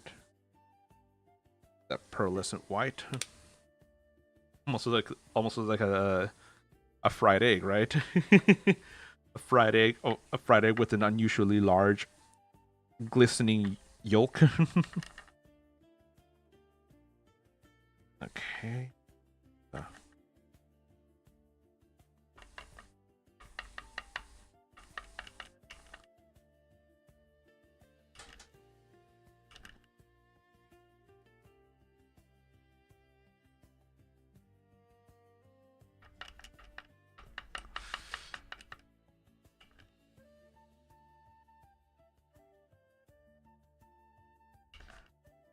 All right. Very, very nice. Very nice.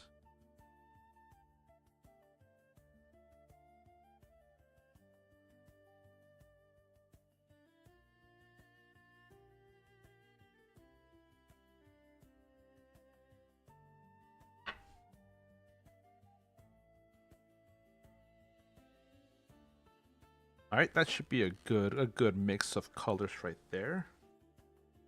And for brush, let's go ahead and use once again this. Actually, let's use a smaller brush. We'll use this size 5 brush.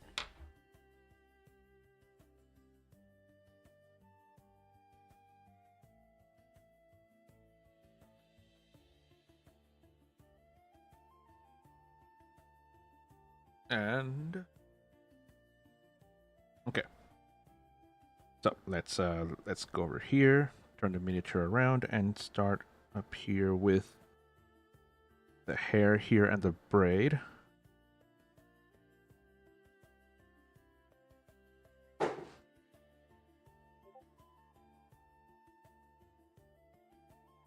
Turn this palette around.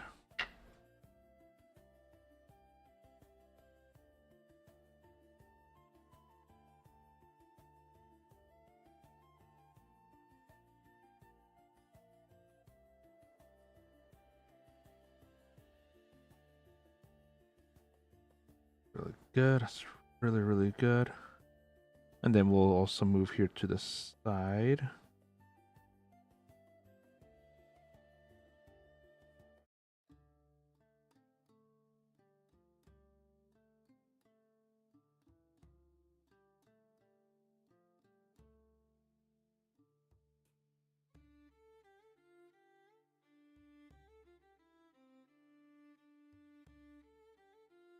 We'll try not to get the laurel, laurel that's atop her head as well.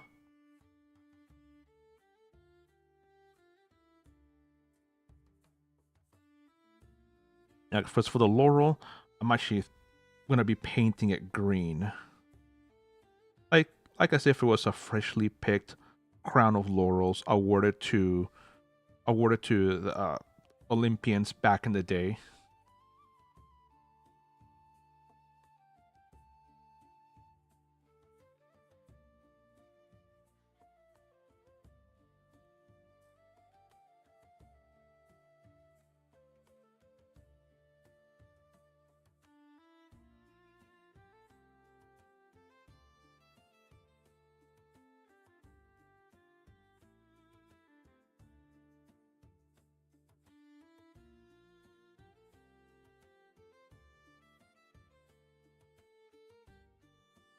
Okay, very, very nice.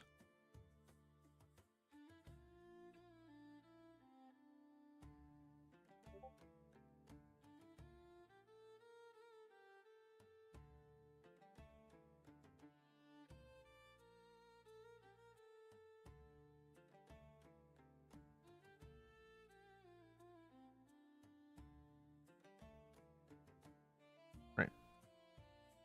Oh, gotta get over here into the side, because she also has this long. She also has these pair of bangs coming down from her, down to her forehead. Well, coming from her forehead, the sides of her face.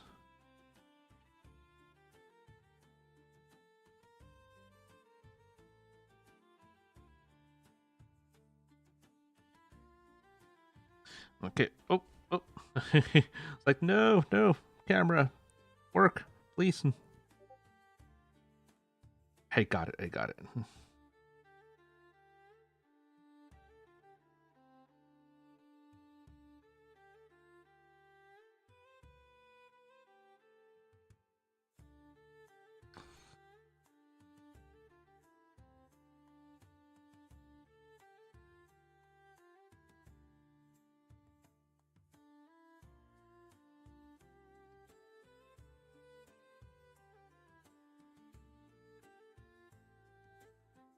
Okay. Okay. For the next section, I'm gonna take this miniature much closer to my face so I can actually see a little bit better.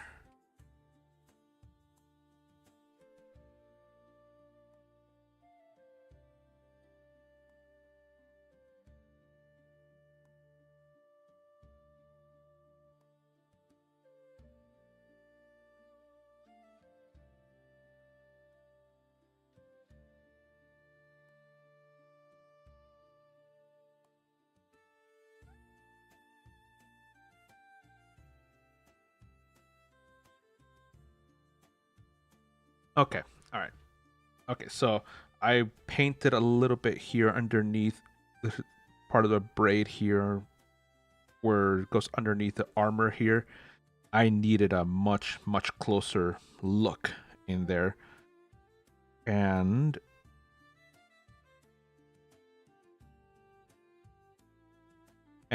that was a success right there. And then let's get the portion of the hair that goes down.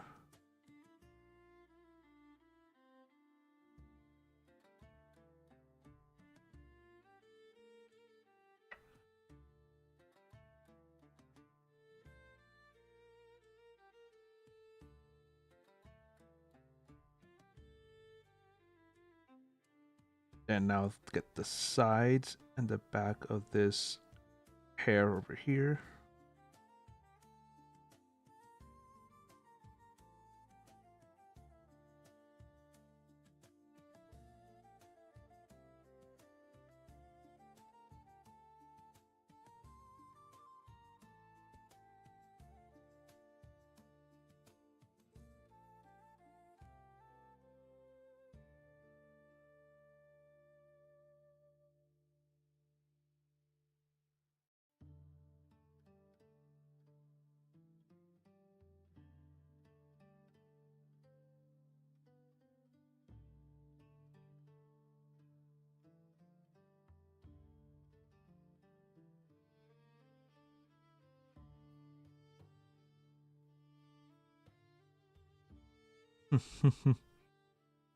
Right.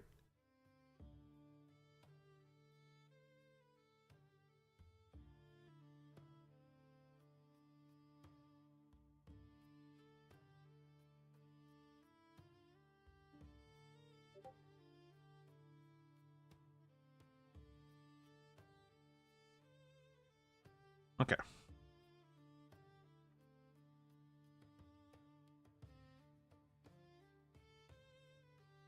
Yep. So that's really, really good. And let's get a do some final touches here on her head. Part of her part of the bangs that she has.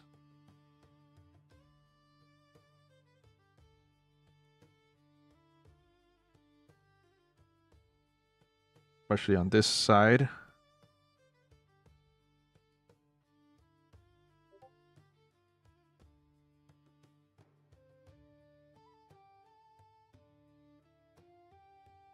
Okay, that's really, really good. Get a little bit now again down here at the bottom where the hair ends in the where the braided hair ends.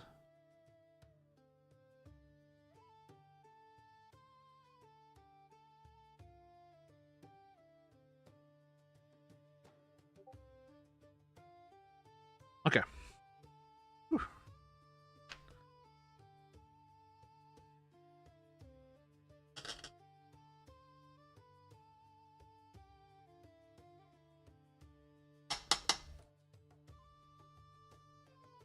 Okay, so let's now get the next portion. The crown of laurels.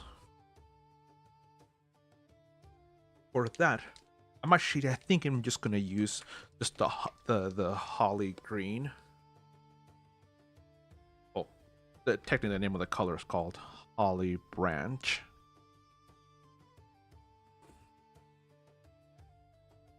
Come on.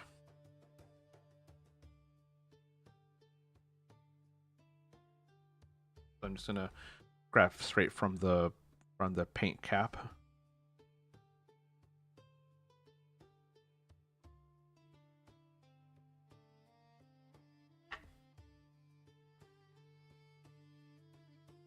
And then and then just get this this laurel victory, this laurel crown of victory. Now, what was the occasion that she was given such a great honor to wear a crown of laurel leaves? I don't know. I don't know actually, but suffice to say, she is full deserving of such honor.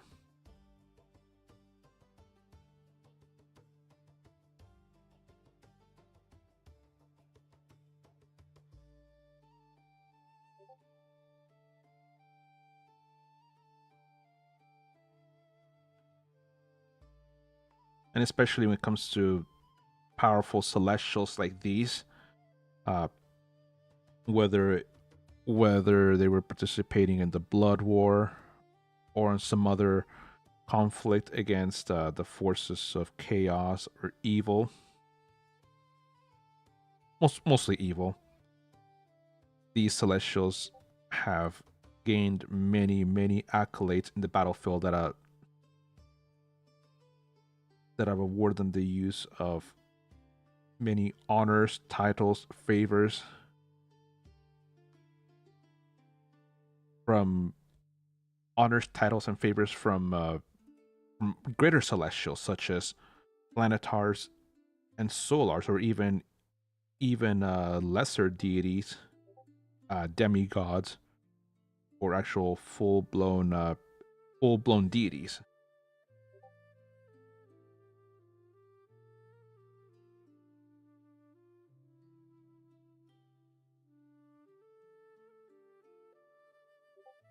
Okay, I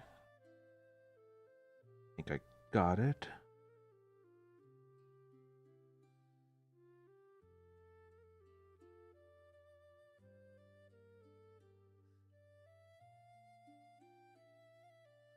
Okay. Now all we need to do is paint her.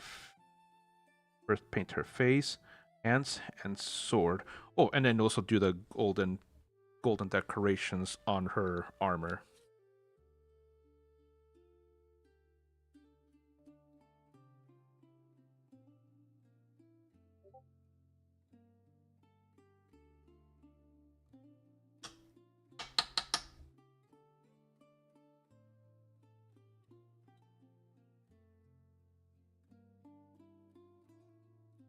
All right.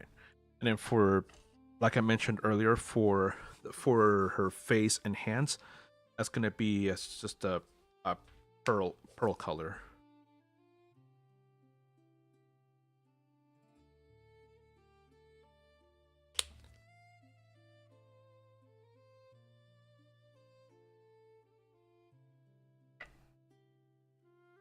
All right. All right. All right. All right. All right. Here we go with the hands.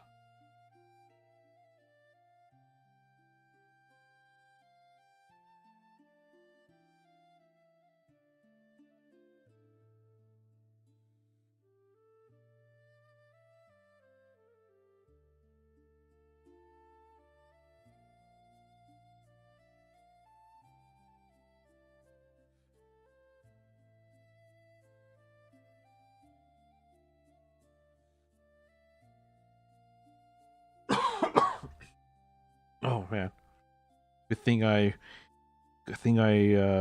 stopped painting when I coughed right there, or else that would have been a very, very oh man, I hate to think what type of mistake I would have done.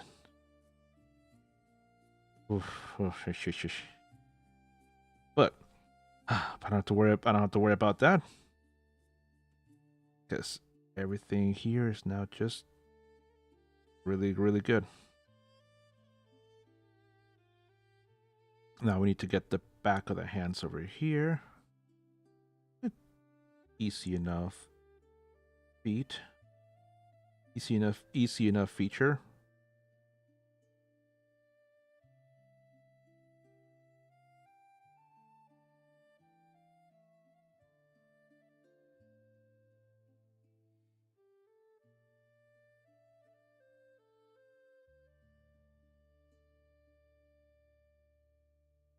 Nice. Nice, nice, nice, nice, nice.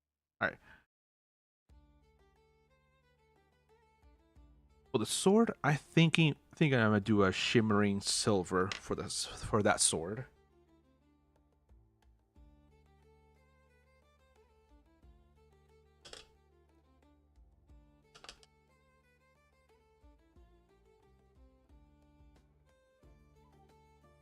Yeah, shimmering silver always tends to be a pretty good color to go with these. Go with these colors. To go with these. I can find it.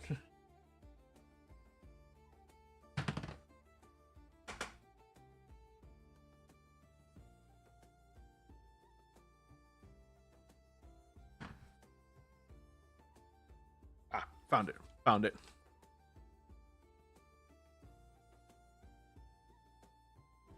And here, yeah, here it is. Shimmering silver.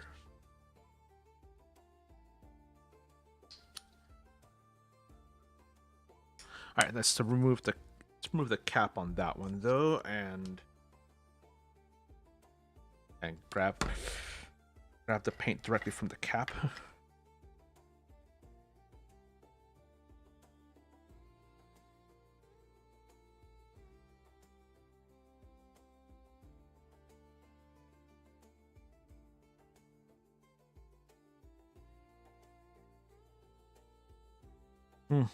Hmm. Very, very pretty. Very, very pretty. Indeed.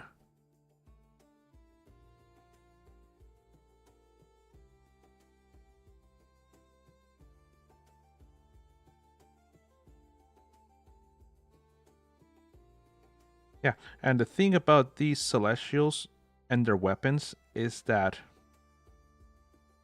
Celestial made weapons, they're not necessarily they're always the best quality you can find anywhere in the realms. And that's for celestials. If anyone else, like for example, fiends, humanoids, people who tend more toward evil, will find these weapons to be extremely unwieldy. Oh no, I got some of that shimmering silver on the laurel crown. The fiends, humanoids who veer toward evil, they will find these weapons to be extremely unwieldy, and that's at best. At worst, these weapons will be completely ineffective. Or there are some cases in which the weapon refuses to function, unless you manage to basically seal and make an accord with the weapon, and then the weapon will function for the duration that it needs to.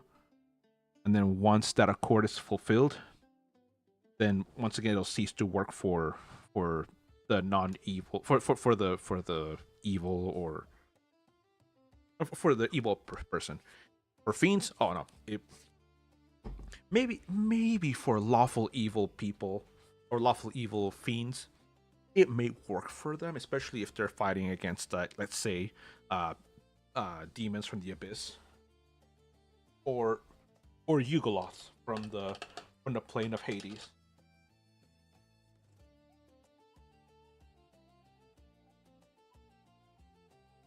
Or even night hags as well.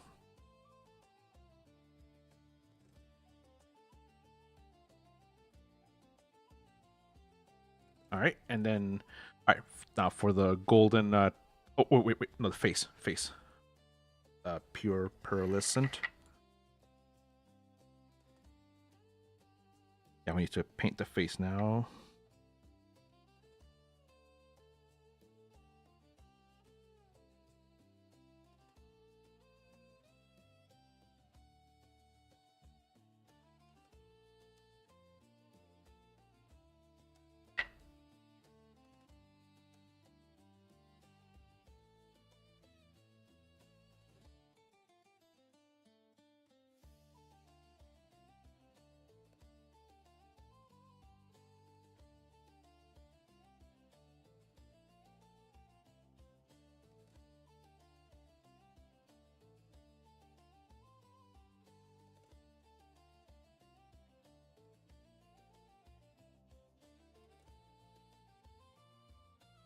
All right.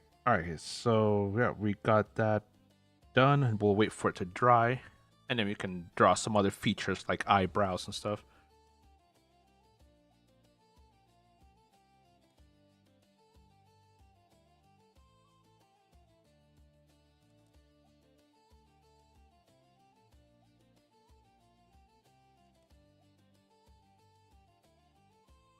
And then we'll get a finer brush, and then we'll do the golden trim.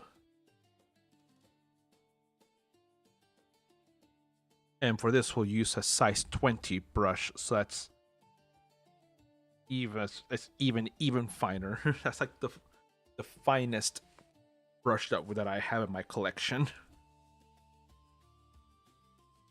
And for this, we'll be using the pure gold.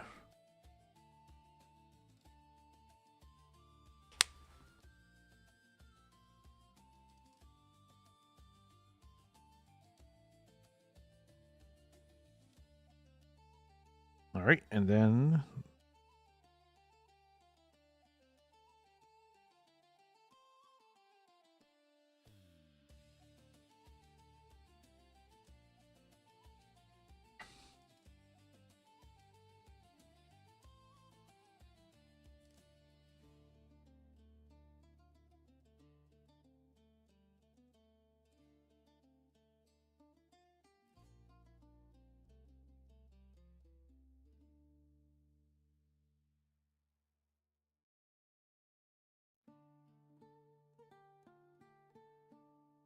Right, and continue here. Very, very nice.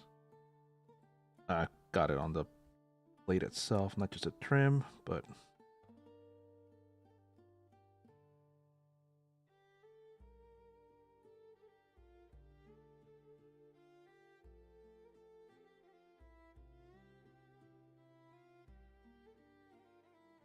right. And now the back side of these armor plates here in the wings.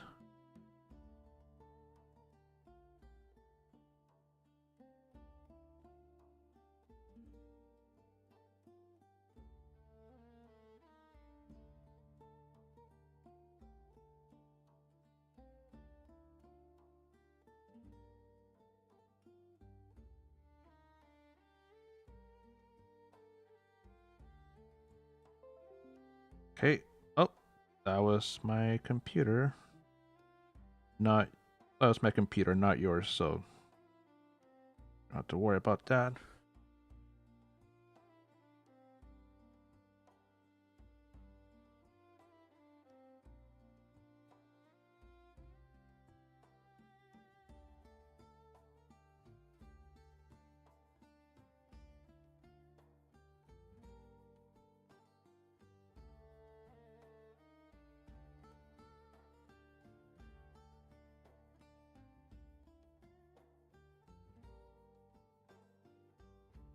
All right, and then let's get this last few pieces of plate out here.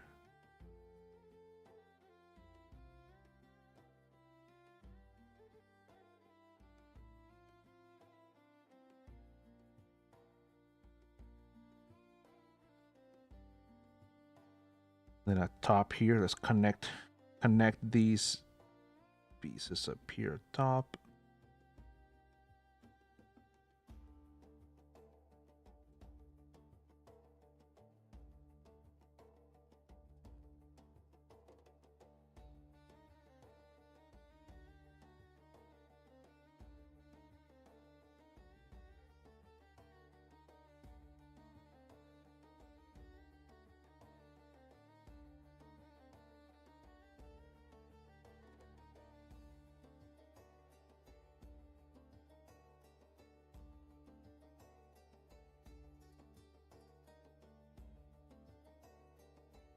Aha. Nice, nice, nice, nice. All right. Then same here on the other side.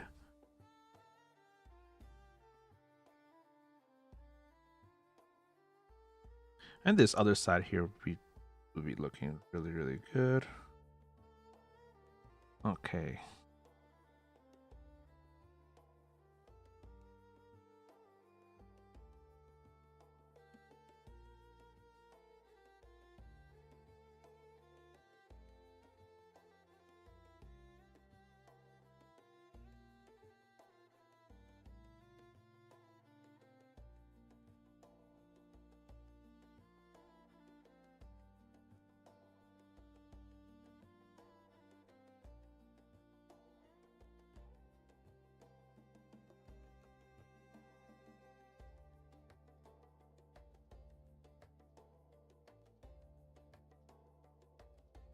All right.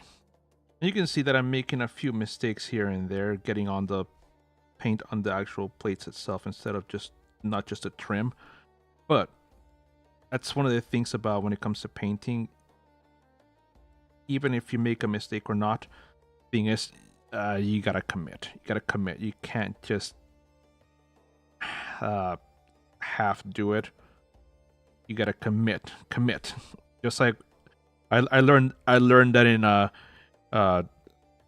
in chemistry, whenever you're pouring chemicals from one container to another, you can't just half do it or half try to do it. You gotta pour it. You gotta pour it. Commit. Aha, Torp God. Torp God, thank you. Thank you. I like the intricately delicate detail angel. Yes, thank you. Thank you.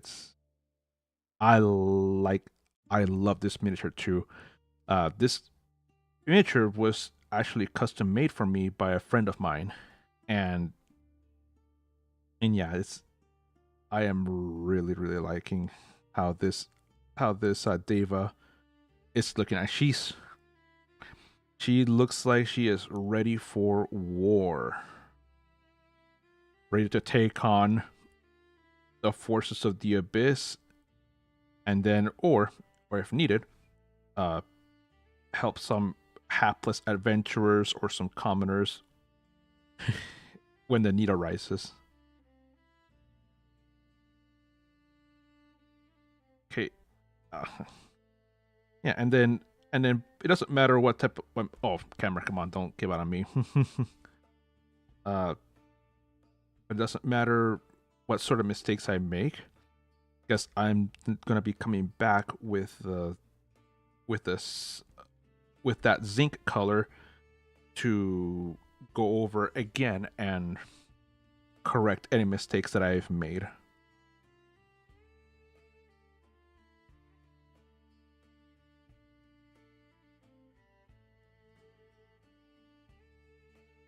Okay, so Torp God, what type of if you play D&D a lot, what type of characters do you like to play a lot? What do you, or what kind of class or race do you gravitate toward a lot too?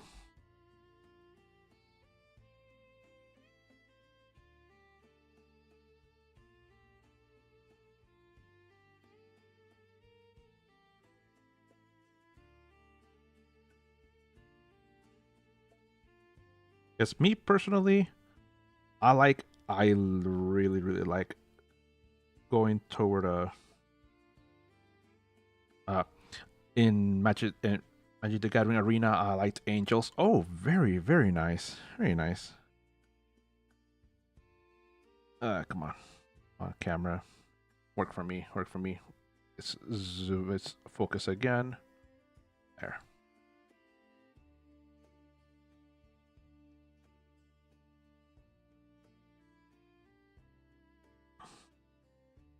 Oh, very cool, very cool. So, did you know they're overpowered? Oh, okay. I've actually never played Magic the Gathering, so I'm like very I'm very ignorant to the rules or stuff that happens in those games. But yeah, but I was gonna say, did you know that if you become a subscriber to this channel, not only do you gain, not only do you get a 3D print, a custom made 3D printed miniature by me, but said miniature could be sent over to you. Especially if you live in the US, said miniatures could be mailed over. So yeah, so that is something that could be available to you if you'd like. and it could be this very Deva that I'm painting right now. Hey, Sealed Warlock, what's up? What's up, that brown arting guy? Yeah. Right. That be me. I do be arting at this moment. Although I am at the D&D portion of Twitch, so hoping that I can get more viewers from there, because painting miniatures, that's something that a lot of these people would like.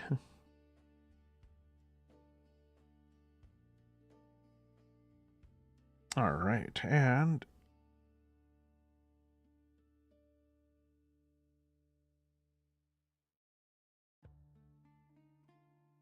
all right, and let's get the other arm.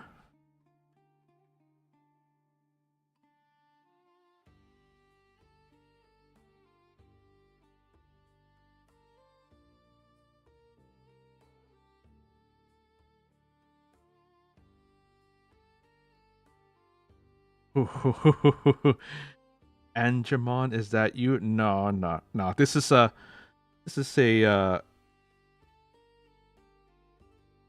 custom made miniature that a friend of mine made for me many years ago. Oh, well, no, sorry, wait, let me rephrase. I put this order in for this miniature many years ago, back in 2022, but just barely in this. I sometime this last year, 2025, he finally got to. He finally got around to making this because the guy's really popular and he's that popular, and so he just whenever people Patreon subscribers come in to make a request, there's a wait list of a year and a half to 2 years already. So mine took, I want to say mine took about 2 years of waiting so I could get my miniature.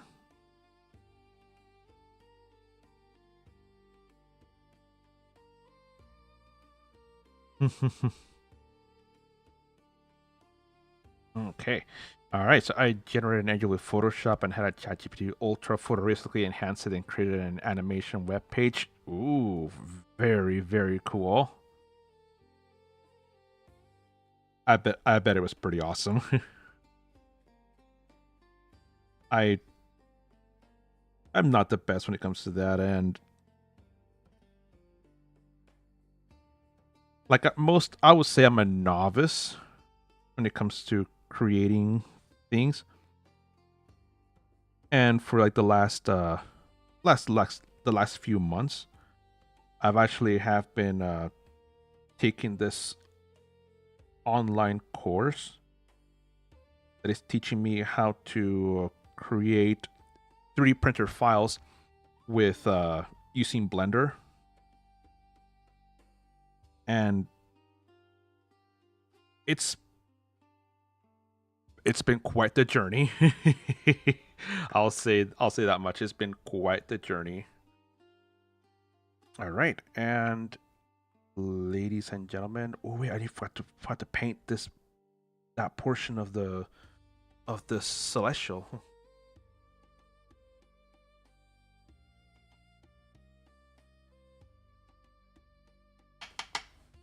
Can't believe I forgot that section. Right, let's get that. Blender has a hard learning curve like 3D AutoCAD. Yes, it does. Yes, it does.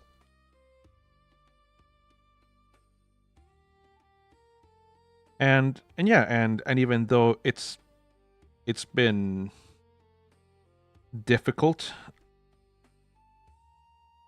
it has been rewarding as well. Because the more I do, the more comfortable I get with Blender, to the point that 3D printed miniatures that I make through other sites, I'm able to put them. I get to put them in Blender, and then I get to morph and twist and create them and shape them in other ways.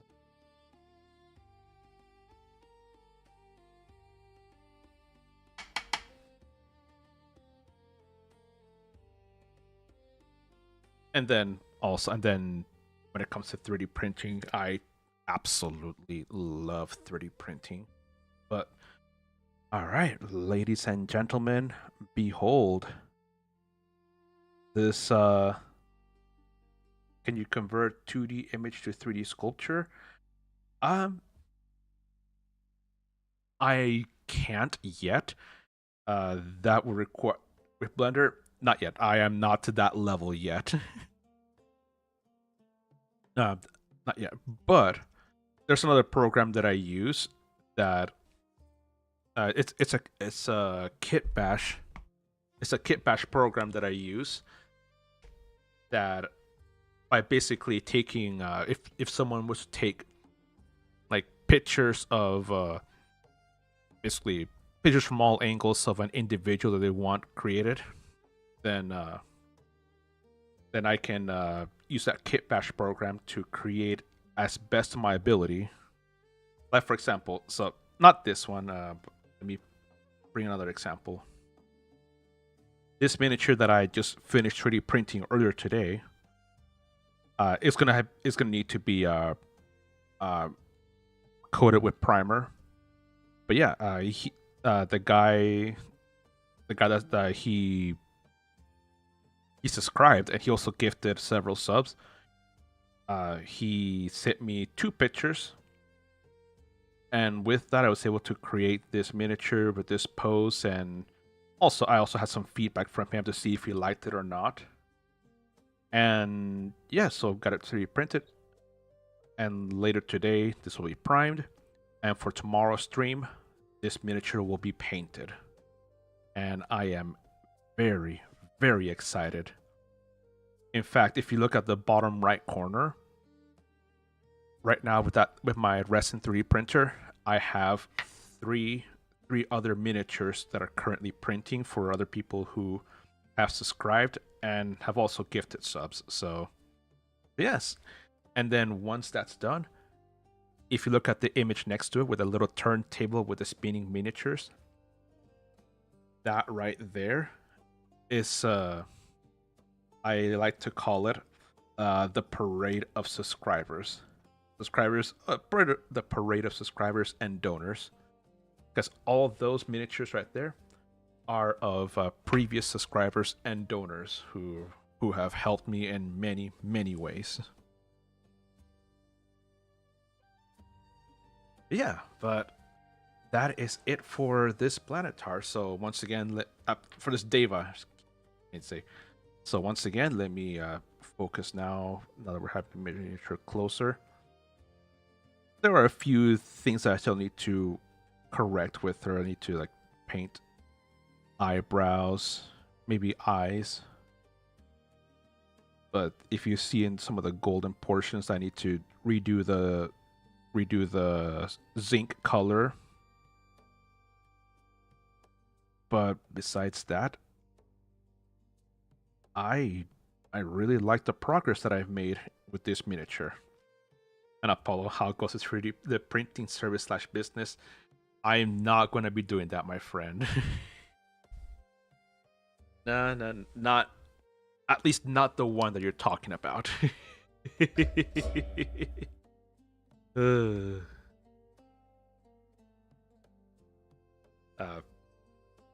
yeah, all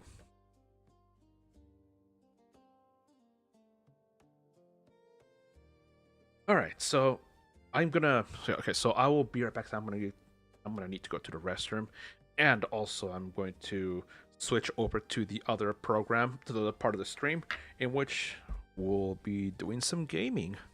So stick around, everyone. I will be right back.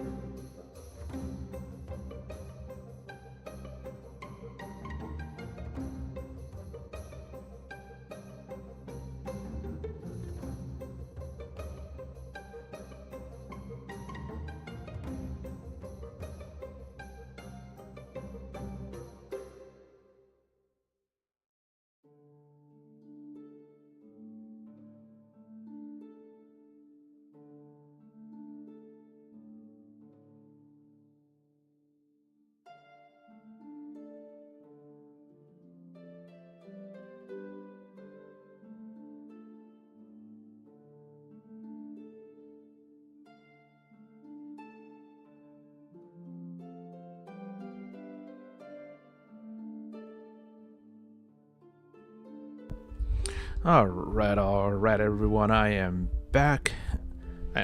And oh, still little by little making sure to get everything ready, and but not just that, also get the get Neverwinter ready.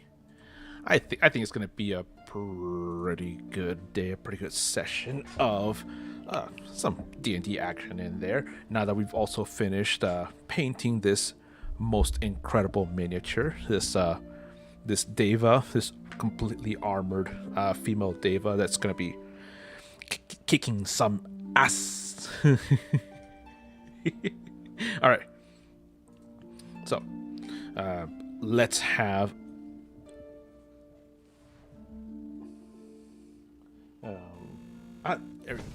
all right, so we got here with the cryptic screen, and not just that, but we also let's change the category that we're in right now, because we're no longer in the D&D category. Well, technically still, but let's go to Neverwinter.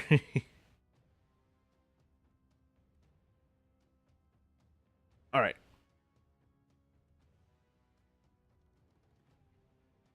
All right, and let's continue. Let's get things going with the stream.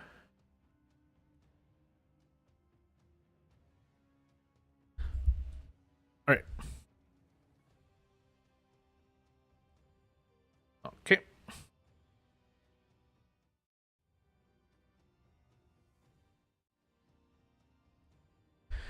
Oh, all right. Right. Well, let's. I think it's about time we enter this world.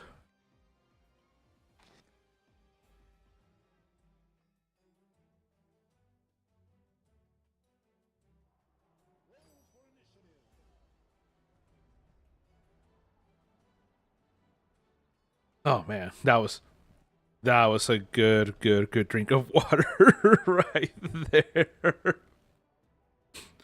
Oh yeah, that was very much needed.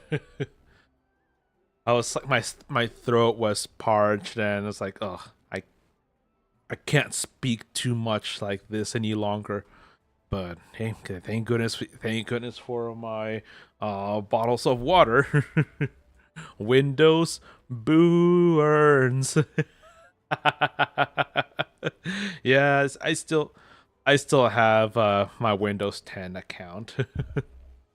Windows 10 on the PC, because the only reason why my computer hasn't automatically upgraded to Windows 11 is because there's a small switch in the BIOS that still hasn't been flipped, and because of that, my computer Windows still tells me your computer does not meet the requirements. Does not meet the requirements to upgrade to Windows 11. So yeah, so I'm like, I'm glad that I yeah, bloated Windows 11. Oh yeah, it's so bloated, it's so bad. Just so yeah, so I'm gonna stick with Windows for a little bit longer, and then I'm gonna have some of my friends maybe help me upgrade to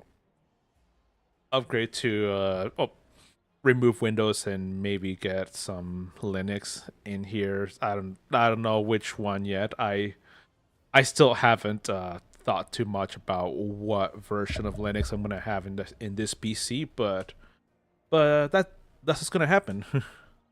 As you can tell, I do not possess the absolute body girth to be the average Linux user. No. Okay. That's a bit fat phobic, but yeah.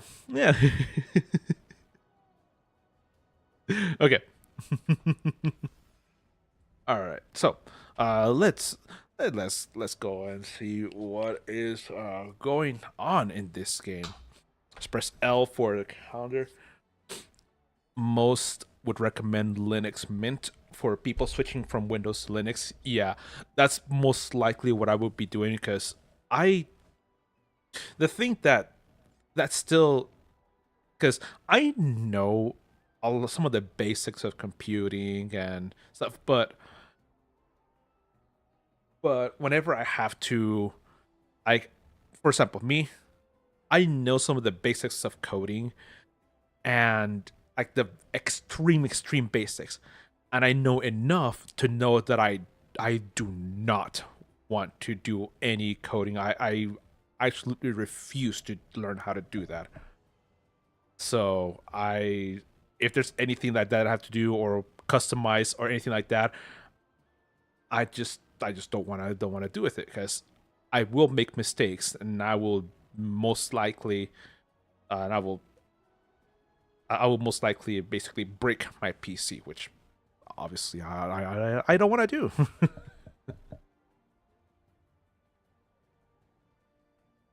Okay, all right. So, um, what was I gonna say? What's this?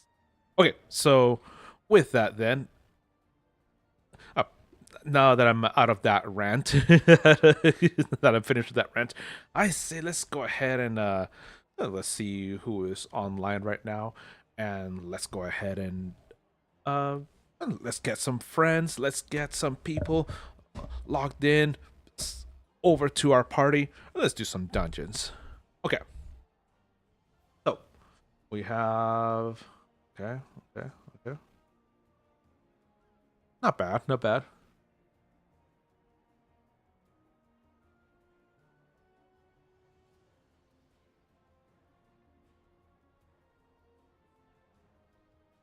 Okay, so I think that we have some good progress here. Well, not a lot of my friends that I usually like to travel around with happen to be online right now, so let's find some other people. So change to hot roast, invite to queue group, looking for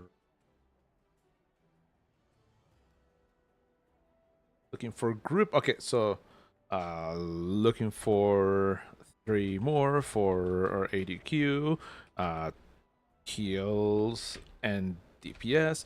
All right, so let's have some DPS and a healer to come on in and help us get that bit done. And mobile triage center. But well, that's a healer. Okay, Matos, inspect, see what are you. Okay, that's invite to Kira. That's okay.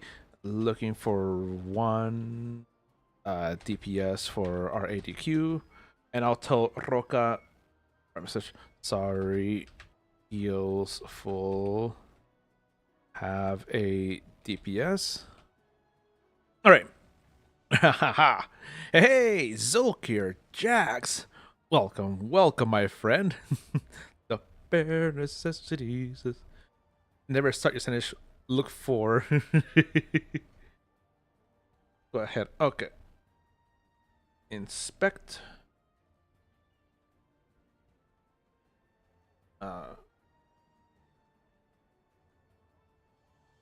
Okay. Greetings. Wait. Okay. So. Wait. Invite. Yes or no? Sorry.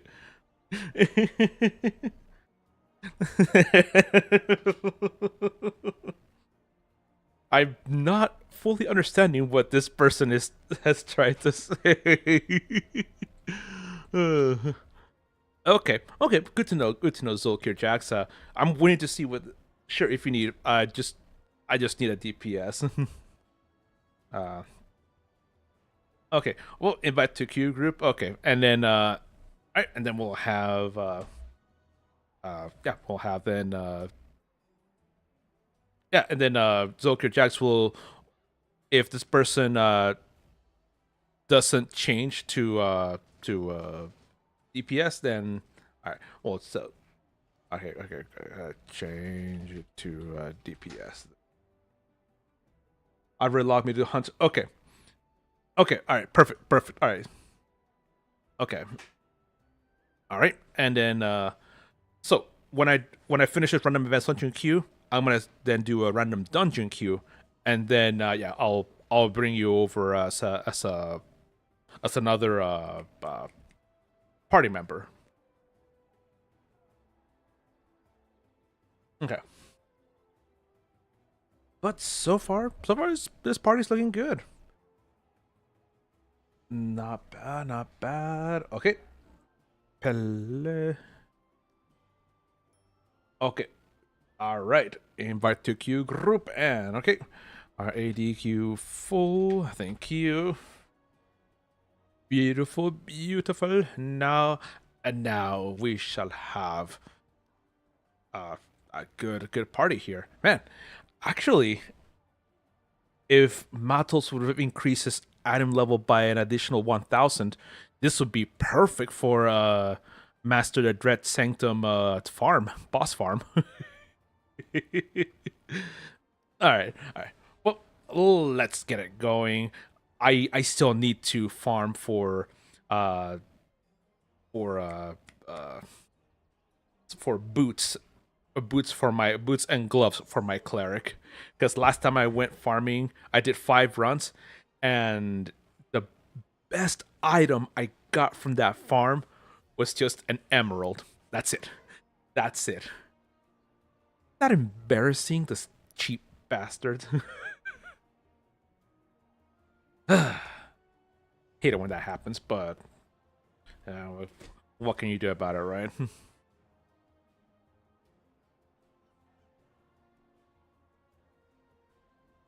One person here is looking for groups for a master demon web pit. That's not bad, actually. These boots are made for walking. These boots are gonna walk over you. These boots are made.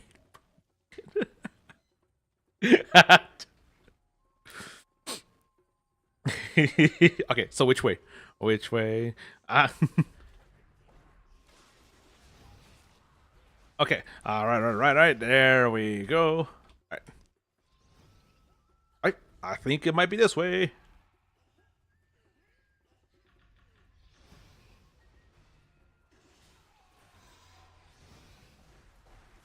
All right. Yeah, it is. This is the way. This is the right path. Ha ha ha ha. Nice.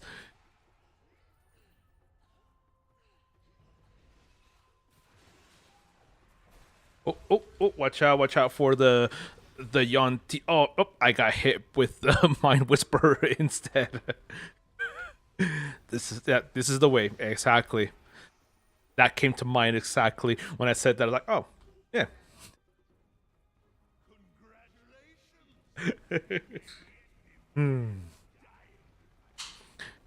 I I specifically love this healer's name, Mobile Triage Center. Okay, so Shagambi, Wango, and Kubasan.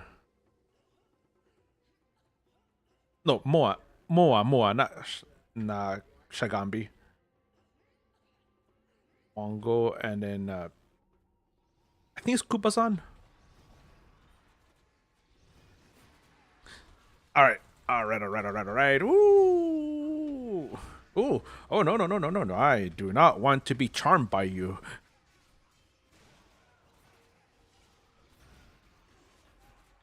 Oh, yeah. I got I got feared by the nightmare speaker. Oh. Yeah, remember, always look away from. Do not look toward that direction. When that eye is shining, always look away.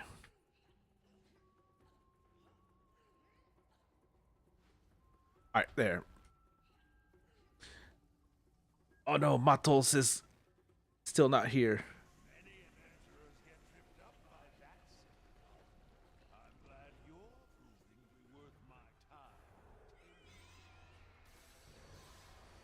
Oh no!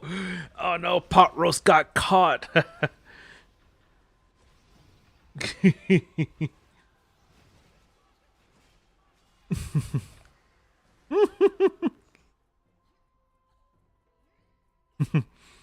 Look at them and say, "Draw me like one of you French women."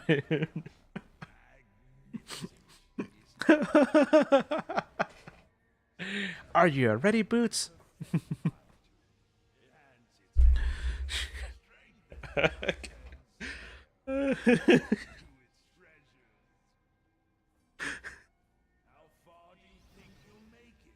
Okay.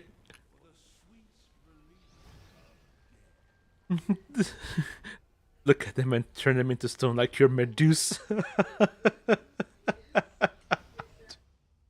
Oh no. Oh no.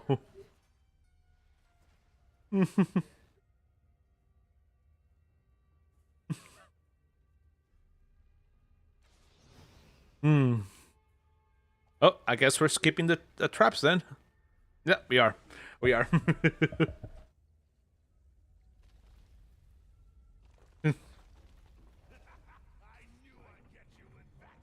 there's there's another there's a 3D printing subreddit that the 3D printing Discord server that I'm in, and for those of us that paint and stuff, there's a channel where we can post what we've painted, and and the name of that channel is called "Paint Me Like One of Your French Girls."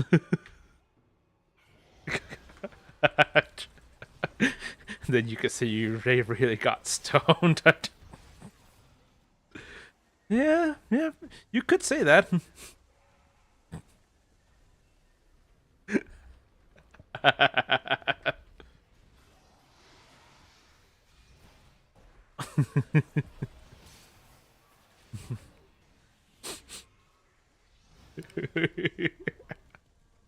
Oh, these, I don't know if you guys have ever seen this detail right here. If you look at the lamps here, you can see the handprints of the people that are trapped in there. Yeah, a Sirac really doesn't really give a damn about people's souls and respecting, because he just loves to trap souls into these soul lamps just for the sheer fun and hell of it. He finds this actually quite amusing.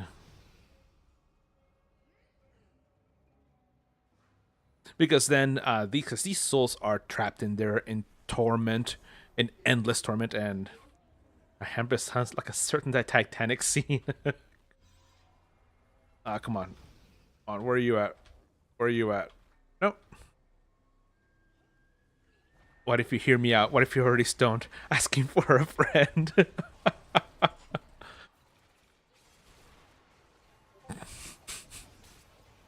I I had another joke, but I'll refrain from that.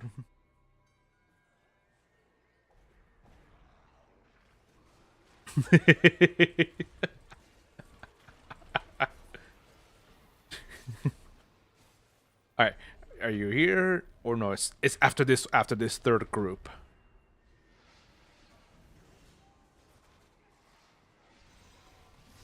Nice, nice, nice, nice, nice, nice.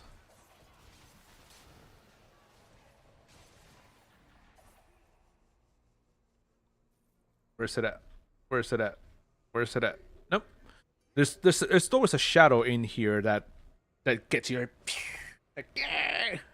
But nah, it decided that no, I ain't about that lifestyle.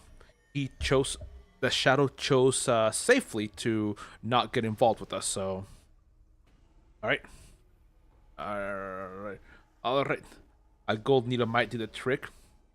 Perhaps, perhaps.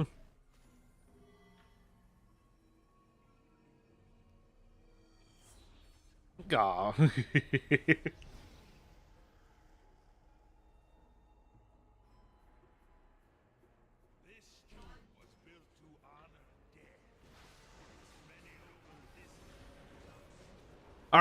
All righty, people. Let's get this guy done. And all right, I'm finally patching their winter. Gonna give it a try today. Nice. Good, good, good, good. Yeah. Just so you know, the first patch always takes a long time. I got automated for what? Oh, oh. Good. Okay, I'm gonna allow this because it said that you were both bullying and using a sex-based term. Mostly bullying, but a handprint. Yeah, this is the water to die.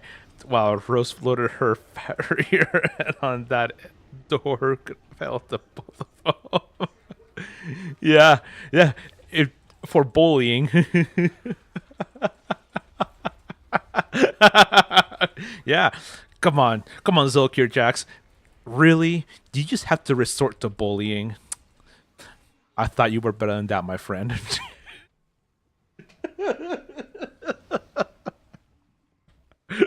I'm just messing with you, man. I'm just messing with you.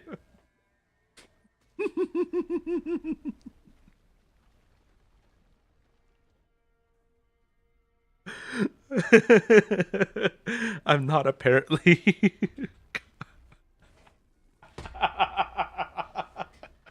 Oh man. Hey, thermal turnip. Thermal turnip. Welcome, welcome. Automat figured me out and doxed me. Yeah, leave the bullying to exactly. Leave the bullying to me. Most people focus on the size of the door versus floating on, but I never could see anyone consider it buoyancy.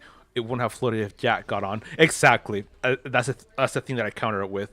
I don't think. Sure, there was enough room, but I don't think it was. It would have. I think it would have sunk. But that's just me. Using my just meh logic. oh, me just using the hell I know. I I don't. So I'm like, mm. It's not as the door, but what it's made of.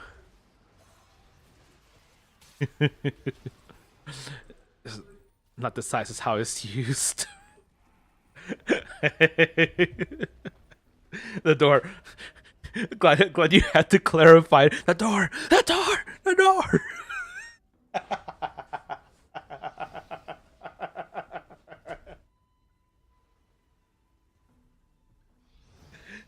Oh yeah, yeah.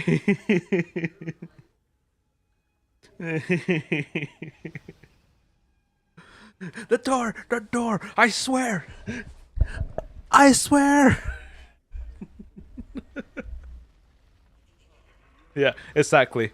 Just like Archer said, phrasing.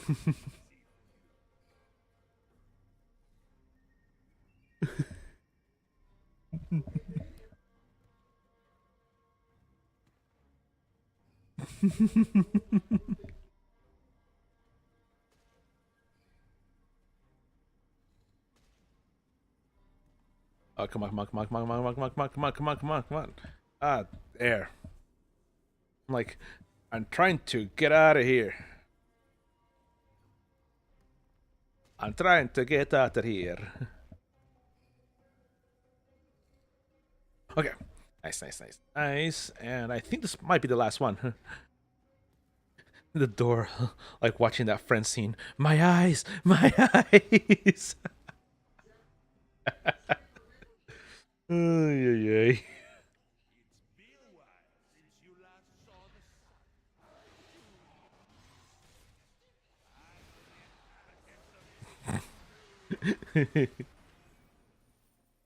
I think I know you're talking about Apollo.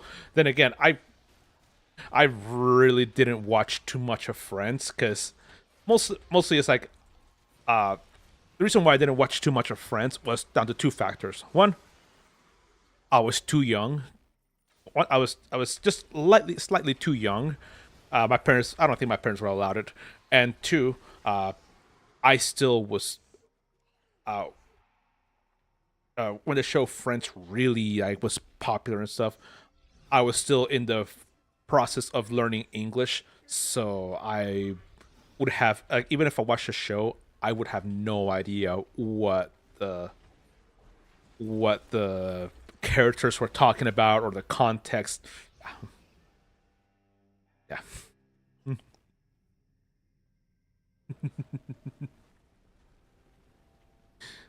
I was also too young for Friends.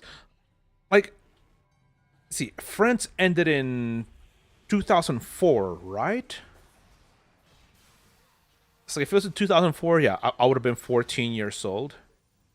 So yeah, so I started learning English when I was 11, and it wasn't until 2001, and it wasn't until 2003 when I really like actually became comfortable with English. I was in the third grade. Man, let's see. 2004, beginning of 2004, I was in eighth grade, and I was beginning of eighth grade, end of eighth grade, and beginning of ninth grade. I was still watching Kim Possible. Oh my goodness, my sister was obsessed with that show. I wish I was too old for something. Cough cough. I was still watching Digimon and playing Pokemon. Yeah, yeah, yeah, yeah. At 14, yeah, I was watching Pokemon. I was watching uh WB Kids WB for with my brother and my sister for the Saturday morning cartoons.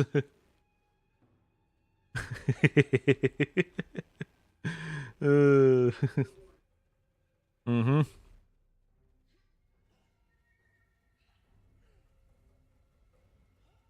I remember back in the day, my parents gave me a I had my parents allowed me to have a TV in my room, and I'm with that TV. I remember specifically getting up super early on Saturdays so that I could start watching Saturday morning cartoons. That was fun. That was fun. Shago was my idol. I wanted to be her since I was a little girl. Oh, yeah. I haven't really I haven't really watched too much of Kim Possible, to be honest. So I don't really know who. I really don't know much of what who or what is in that show.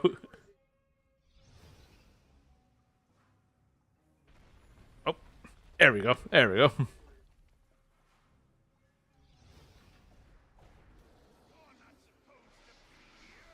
All right. All right. So it's got that group. That group.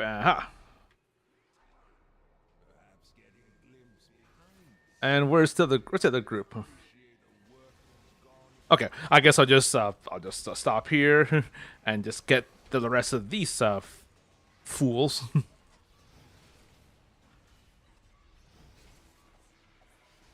Sorry, aim stuck. Sorry. Oh, wish I said sorry. I'm stuck. Ah.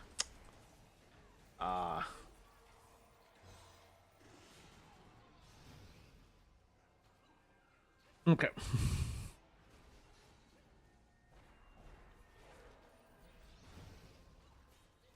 Okay. All right.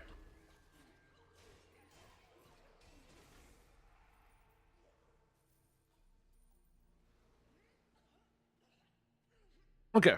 And nope, that was done all three. Oh, that was two of the three groups. Where's the third one? Well, all right then. Alrighty.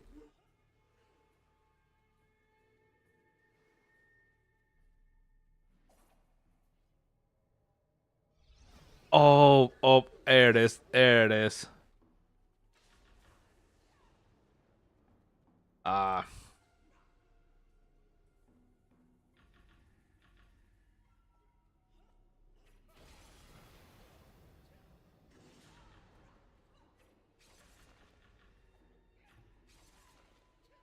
okay. Jump here. Oh, oh, there it. Never mind. Never mind. All right, we got it. We got him.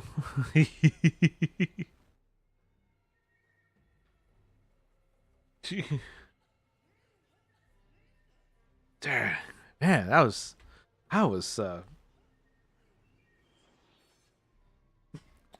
that was weird and annoying, but oh well.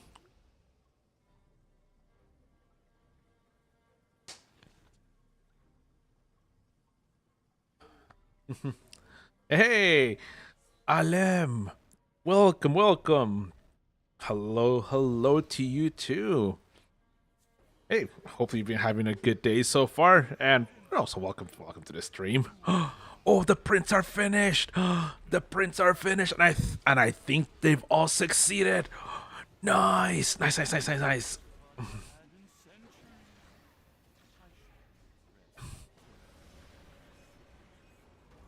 Okay. Oh no. Did you grind? Yeah, hey, Prince. Yeah, yeah. Three prints.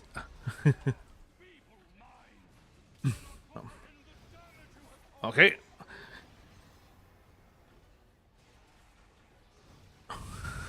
All right. There we go.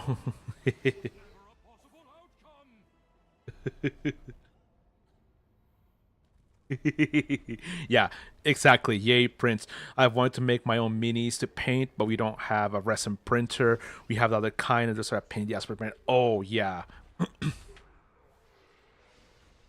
yeah, exactly, exactly. I absolutely love my resin printer. I have it in a specially outfitted tote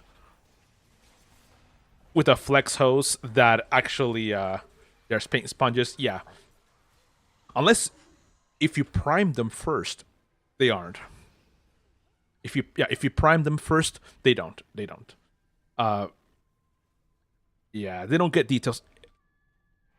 Yeah, they got some details because my very first few miniatures that I've ever printed was with that filament printer right there. Uh, we might get a resin printed in the next year or so. Ooh, very nice, very nice. Uh, for Christmas of just this 2025, my wife asked me, "Ayoros, uh, choose what you want. Do you want a new resin printer, or do you want an e-bike?" I chose the e-bike. I don't regret that decision. I still wish I could have another 3D printer, another resin printer. uh, all right. But yeah, I absolutely love resin prints, and everything that I've been everything that I have been 3D printing has been a resin print has been things that I've made through my resin printer. We did get a smaller nozzle, so I might play with that. I have to wait for my husband to fix it though. I tried printing a watering can for my plants, but I guess the printer is offline or something. That makes sense. That makes sense.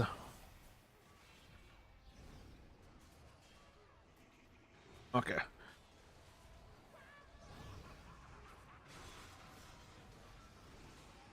Yeah, yeah, yeah. The resin prints are so incredibly awesome to view and to have. What I recommend though, when you guys get your resin printer, do not fall into the mistake of buying the cheap what's it called the affordable standard resin. If you're gonna be printing miniatures, get something like ABS like resin, or get what's called toughness resin.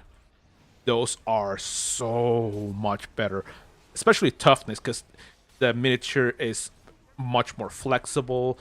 It's it can handle being carried and stuff. Get quite stuff. Not necessarily quality stuff, but the type of resin has. I highly recommend getting a toughness resin.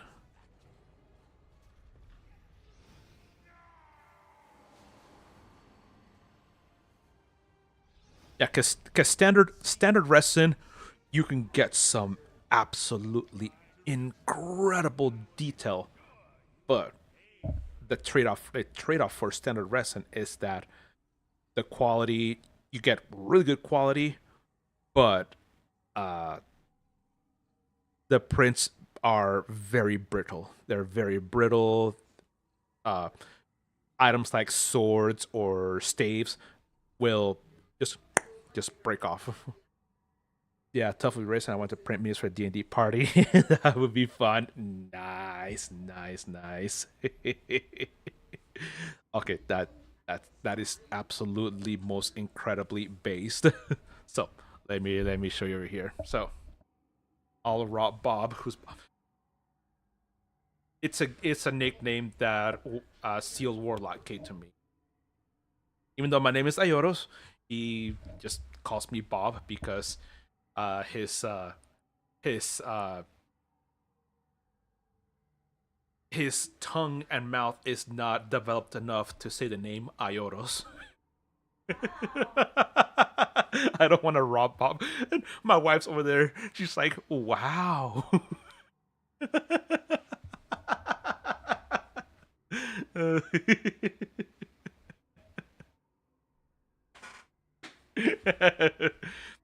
Any second now, I'll get a middle finger emote from Apollo.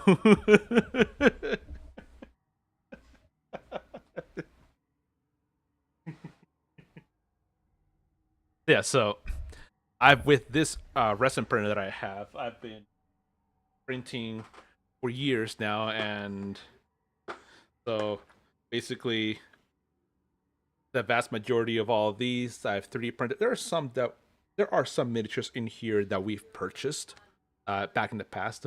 In Discord, he posted a voice message telling us how to pronounce his name. Yeah. So here's some, and then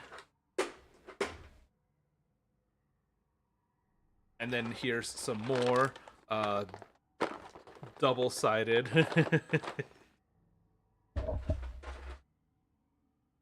Then here's some more. Then here's some more. Yeah, and over in the bedroom, I have a shelf full of more. Thank you, Mrs. Bob, for your response. Error, Ross. I heard you.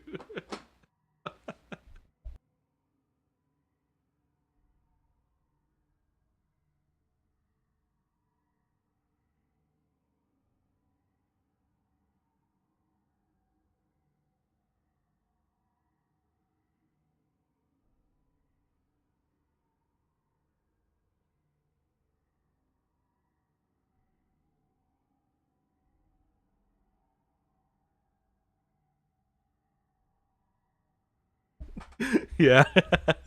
Yeah, that's also the name of an ancient god, and it was uh, it's well, it's a Greek name, Ioros, or some can also say Iolos. So you replace the R at the end with an L, so Iolos or Ioros. Either one is can be pronounced correctly. And it's actually, I got that name from from an anime that I watched uh, a long time ago. Uh, this anime is actually didn't do really well here in the U.S., uh, but it was extremely popular in Latin America and in Europe. Oh, of course, as well as in Japan. Uh, the name of the show is called Saint Seiya, or Caballeros del Zodíaco, with a Greek god anime. Yeah, yeah, where and pronounced Nailo. No, no, it's called Nailo, because the I has a two dots, so it's a very like a bright E. So Nailo, and Nailo is Elvish. It's an Elvish name. I believe the translation is Shadow Song. I think that's what it is. But yeah, a Greek god anime. Kinda. It's the premise of the anime is that yes, there are Greek deities like Athena, uh, Artemis, Hades, Apollo, and Poseidon, And then for one season, some Nordic deities like Loki uh, and Odin were also introduced. But anyways, these deities uh, have their own. They have their saints here on Earth, saints or knights that they each wear unique pieces of armor called a cloth that allows them to perform many incredible feats of power, and they fight in the name of their own respective deity. And yeah, this anime, I think it was the first released in 1985. It's still releasing every new episodes every now and again, but the heyday of this anime was in the 80s and 90s. And so in here in the US, it really didn't take off after various attempts. The most recent being a Netflix readaptation back in 2018. It was met with some success. It had like 3 seasons of it, 3 maybe 4 seasons. But Latin America, Europe, oh, really, really, really took off. Yeah, and one of the characters that doesn't make too many appearances. His name is Ayoros, and he has a younger brother named Ayoria. So yeah, so and and that's a name that ever since like me being raised in the 90s, that's a show that I would watch a lot, watch a lot. So that with like living in Latin America, I would watch that with Saint Seiya, Dragon Ball Z, Sailor Moon, Doraemon, the Cosmic Cat, Yu Yu Hakusho, Rurouni Kenshin, and so many others. Pokemon, and then we would watch the shows, and then the next day at school we would all gather together and talk about what we seen, or we would try to play, fight, and recreate what we saw in those shows. Yeah, it was fun. It was really, really, really fun. Like Xena Warrior Princess.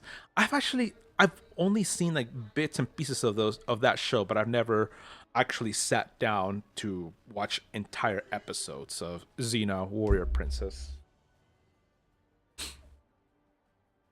The most I would say that I watched of it was during a Simpsons episode when it was a Halloween of Horror episode where the actress who plays Xena Warrior Princess was trapped by the comic book nerd guy.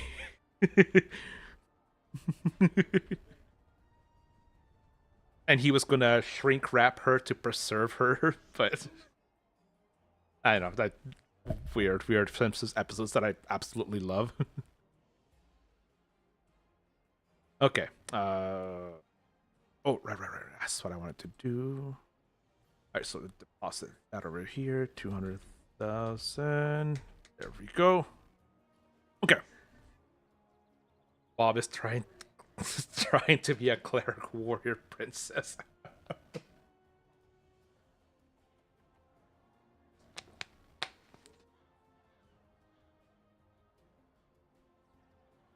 That was a great episode. Yep.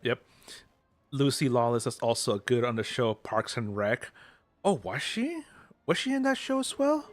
Huh. Who did she play? Because I that has been a show that my wife and I have watched twice, maybe 3 times.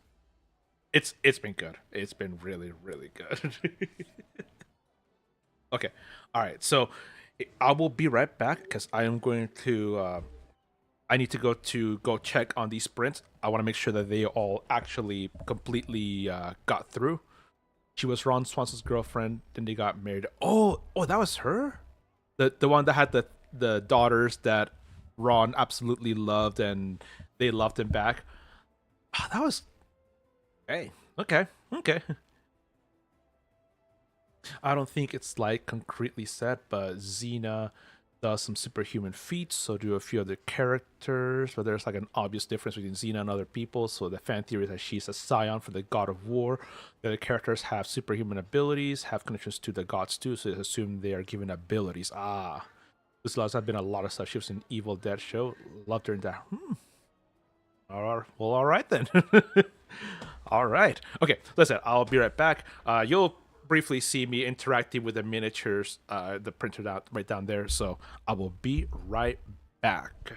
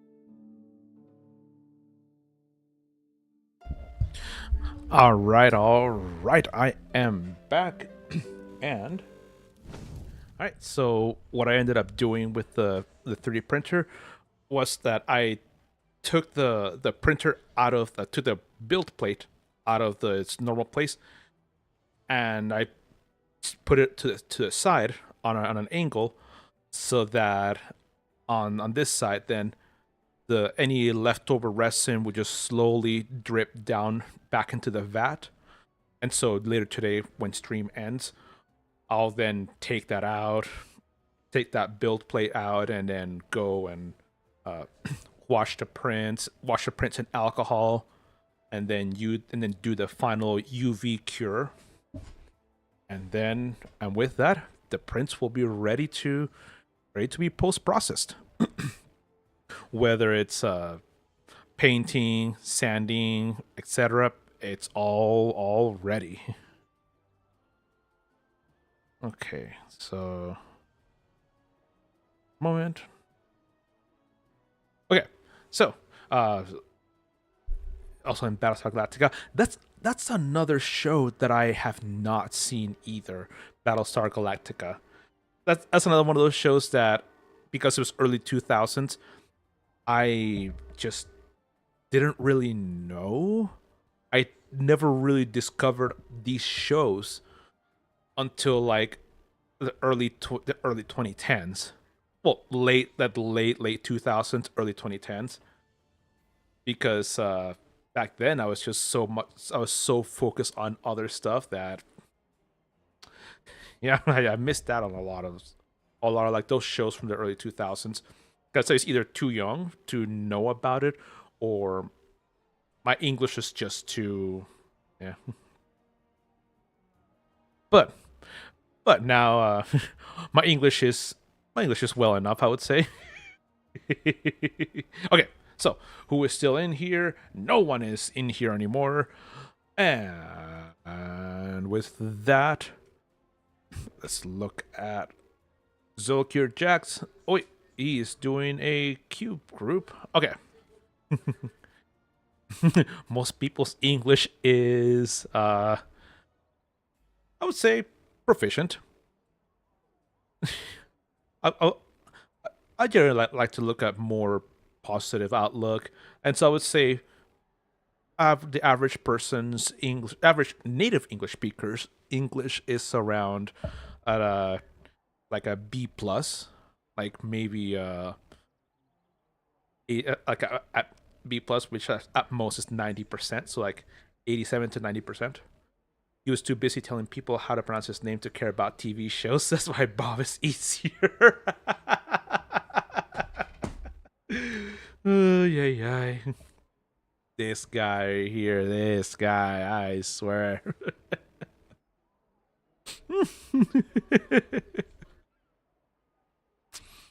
Oh.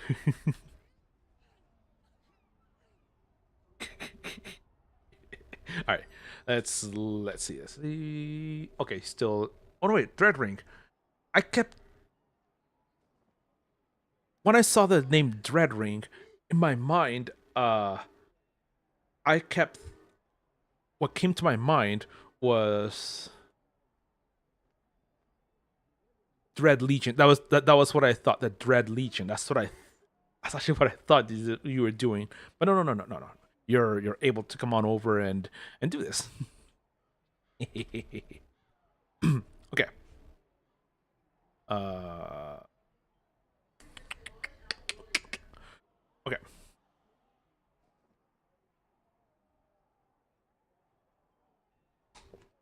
But for my English, I actually consider myself extremely fortunate because I the reason why I was able to master English at such a young age was, and I give this credit to the Lord of the Rings books. It took me, sure, it took me about a year and a half to read all three books, and I needed to have a dictionary and a thesaurus with me, an English to Spanish dictionary and a thesaurus as well. But having read those books and having read other books that are near and dear to me are, yeah, I those were a major boost in my comprehension and vocabulary. And then watching the movies also really helped as well because it helped me give more context to what I read. My rogue's at 83k now, still weak as if I'm saving 80 to buy Etrian. Okay. I mean, it could be way worse. We could all be having to try to speak ancient Mesopotamian. True. Sumerian and cuneiform is kind of an interesting dead language. So, I have a brother-in-law who was, for a while, he was doing his university degree uh, in Near Eastern Studies and ancient East. Uh, was it? Oh, ancient Near Eastern Studies, and because of that, he uh, learned uh, ancient Greek and ancient Hebrew, and he was able to go through a lot of documents that that we still have access to. It was incredible seeing all of that. It was awesome. That's why you quote a lot from that. I mean, I think if that's what we all spoke, we wouldn't know the difference. Imagine all your keys on your keyboard as hieroglyphics. It'd be a keyword about yay, big, big, or like or maybe like a Chinese keyboard. Yeah, yeah. Perhaps. Okay. All right. So, okay, let's go ahead and get our group going for a random dungeon queue. So, looking for no, three more for our DQ. So my brain is broken by Dungeon of the Mad Mage. Wait, dungeon? Or you mean Tower of the Mad Mage? Oh no, defense of the Moon Death. No, no.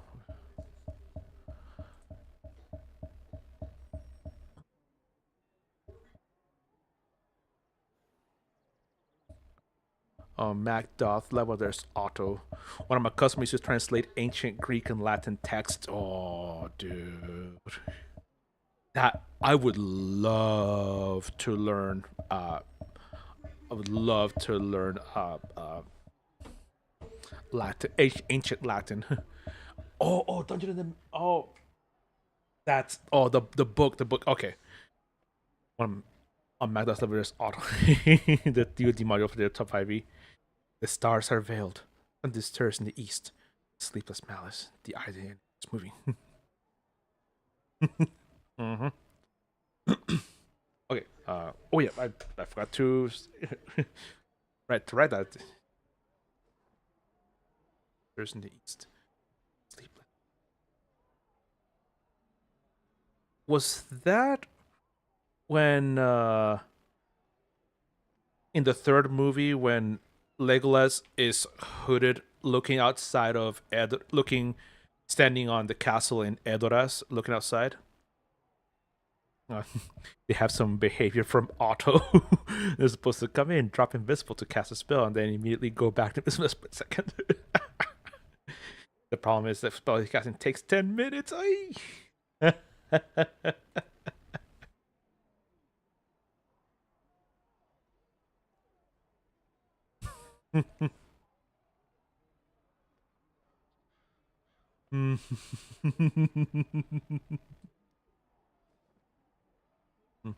Oh, dude, Imperial Citadel. Oh, you're able to do Imperial Citadel farming. That's good to know. It's very good to know, actually. You carry the fates of us. You carry the fates of us all, little one. If this is indeed the will of the council, then Gondor shall see it done. Thanks, Wizards of the Coast, for producing quality products. Yes, a quicken spell. Oh, that's actually a good point. He has a quicken spell, so instead of 10 minutes, it's 5 minutes. Yay! Okay. Uh. Oh wait, no wait. Wrong one. Or a spell sequencer for out of casting. That's also a very good point. A very good point as well.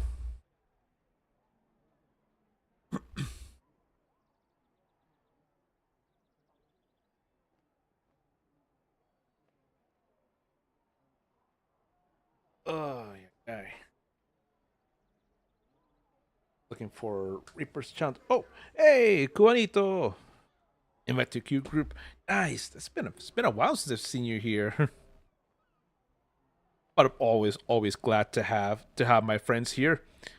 In Final Fantasy, you would just equip something with auto haste. Okay, let me then. All right, looking for two more now. Now we just need one healer and one DPS, and almost there. Almost there.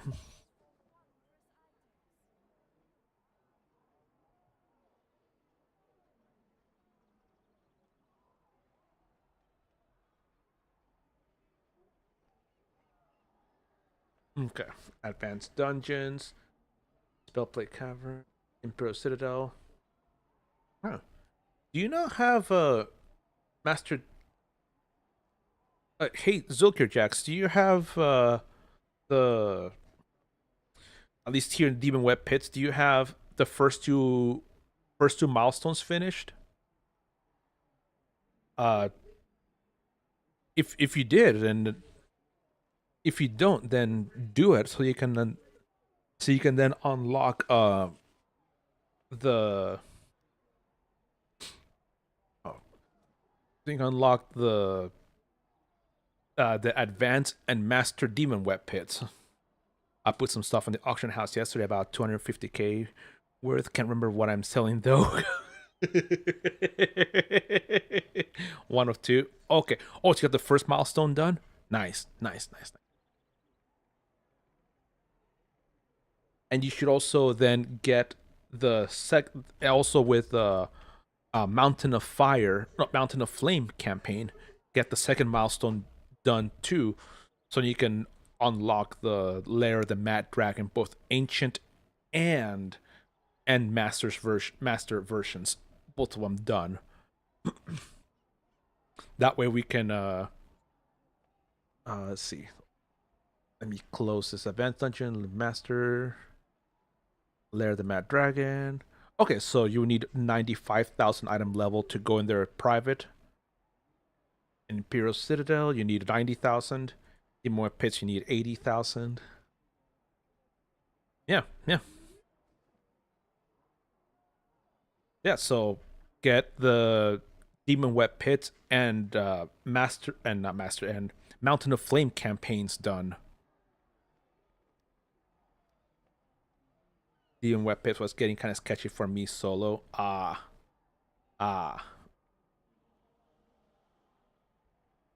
Oh yeah. Upgrading these two will also be really good. But at 93k, so I could go back in. Yeah. Oh yeah. Okay, upgrading these will also do you lots of good. Okay. Ah man, not a lot of people out there ready to help me. But Salt Ghost said you made your current D&D character in Neverwinter. Very cool. What character did you end up making? Uh, is it a cleric, a bard? Let me know. Yeah, I need a good equipment upgrade. Definitely. Yeah, yeah. Because oh, wait a second. Come on. Um, not me. Wood elf rogue. Okay, nice, nice, nice. That's that's gonna be some good damage. Okay, let's see. Crave a loop of mourning. Nice, nice. Okay. Oh, can you run an RC? Effect. Ah. Okay. Oh yeah, yeah. I recognize. I can later. I'm trying to get RDQ done for me and friends first. Okay. But yeah, very very good choice. Rogues and warlocks basically are the two classes basically where you can really dominate in the damage placing boards. I've never been a rogue player until recently. My whole characters were fighter and warlock. Ooh. Okay, okay, okay.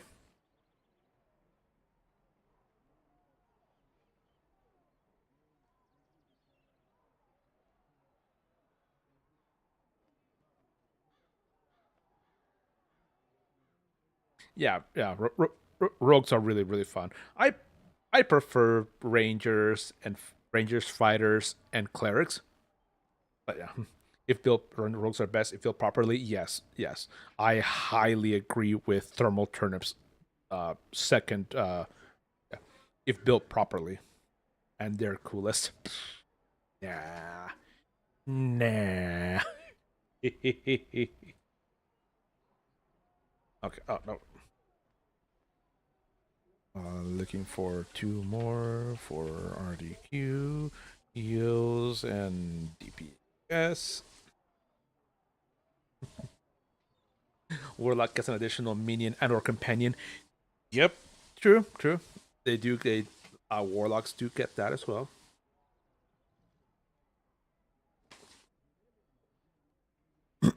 And if you build a good warlock healer build, then then you'd actually be uh you actually be your character would be a lot more wanted for groups because tanks and healers are in such really high demand in this game.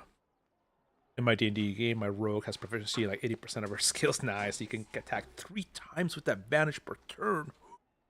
Back, had to grab chips and the roasted poblano and chipotle salsa I made from scratch last night. Nice. I need a summoner or a necromancer. That's how you got into it. I did somewhere around 120 damage in one turn. Ooh.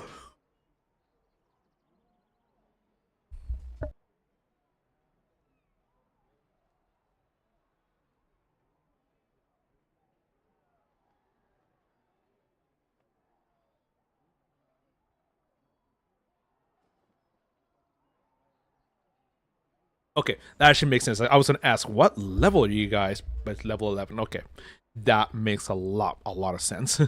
Okay, I'm gonna ask Juanito. Hey, can you heal? No one is answering the call. We are Venom. In this adventure that I'm running for my friends, my characters are level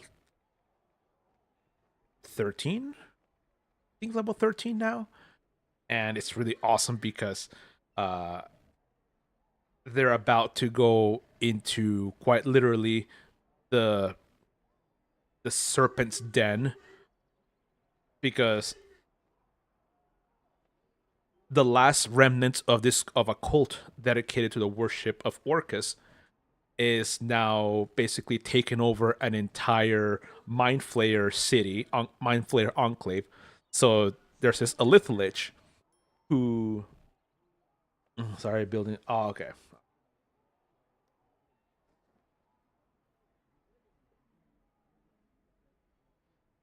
okay. Uh, yeah, so uh, so you have an Elith Lich who is in control of an elder brain, of an undead elder brain, and an undead Neolithid, and an entire colony of mind flayers that are a mix of living and undead. So this is gonna be a very fun next few weeks for my players.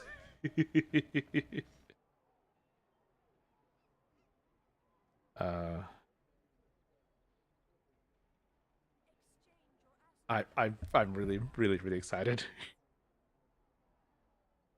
But my party of characters are really powerful. We have a barbarian. No, we have a bard paladin. We have another bard. We have a wizard, and we have and a cleric. Cleric. Oh, and a oh, Invite to queue. Nice. And we have another fighter who's a two-handed weapon fighter. Nice, nice, nice. Einsprod. Welcome, welcome. Nice. It's good to see you here, my friend. And you know what? Let's see if we can get the coin match options. Keep key group together and random. Lunge queue. Yes. Yeah.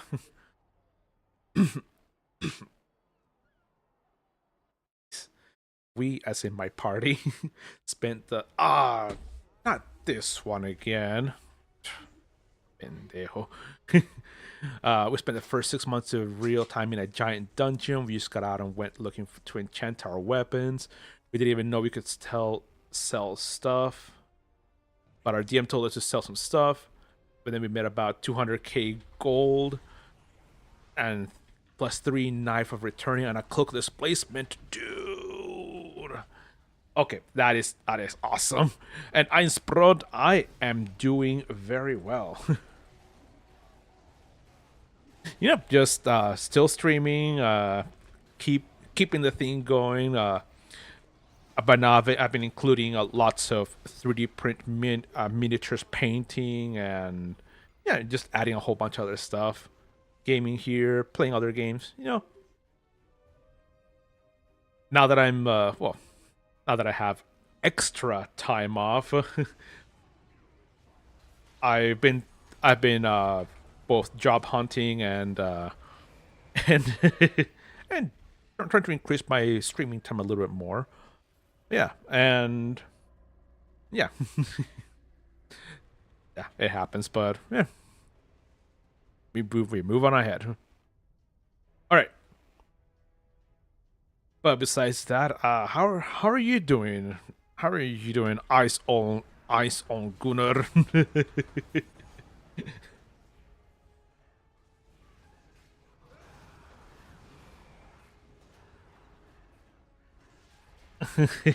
Oh no, the healer is down. Uh, Nabe. Okay, okay, good, good. Like, raise him back up. Oh.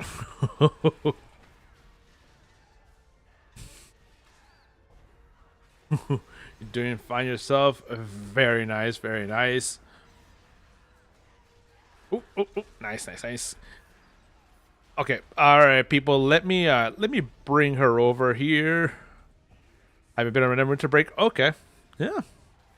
That is completely fine.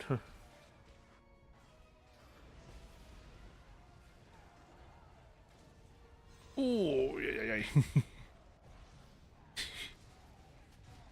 Yeah, yeah. I know of quite a few friends that have also been taking a extended break from the game. Which, yeah.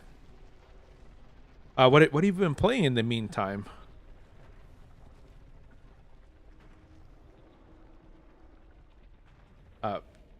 Because over here on stream, not only have I been playing like Neverwinter, but I've also been playing other games like Where Winds Meet.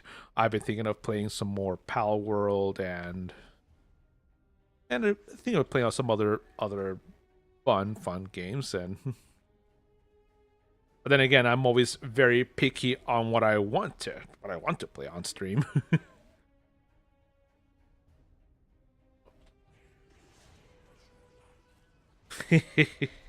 All right, all right, fire elementals, come on over and Pokemon Online.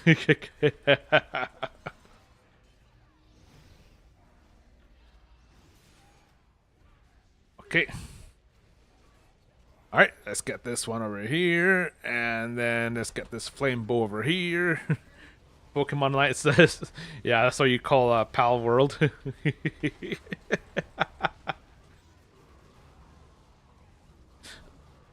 But yeah, I really like Pal World. It's basically been what Pokemon should have been a long time ago. But yeah, most of the end gamers would be at their break now by time. Yeah.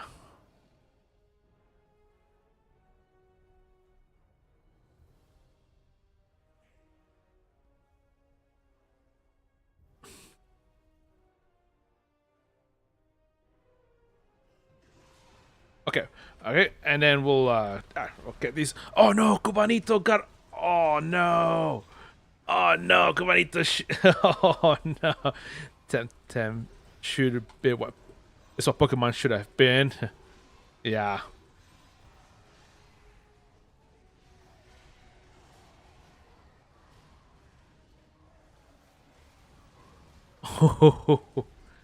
But what is Temtem?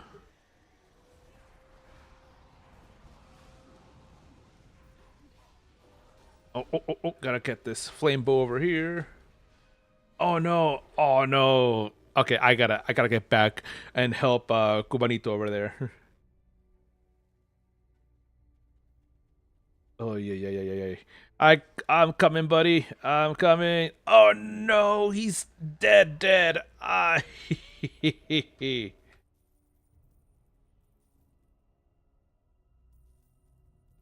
Ah. Oh, it's a Pokemon lawsuit. Ah. Listen. That okay, that makes sense.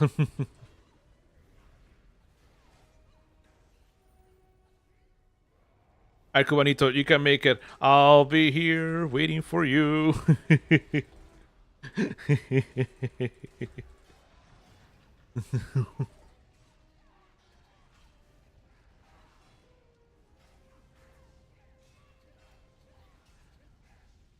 Alright, and there we go.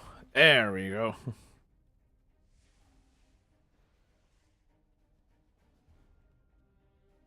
Alright. Alright, let's keep on going.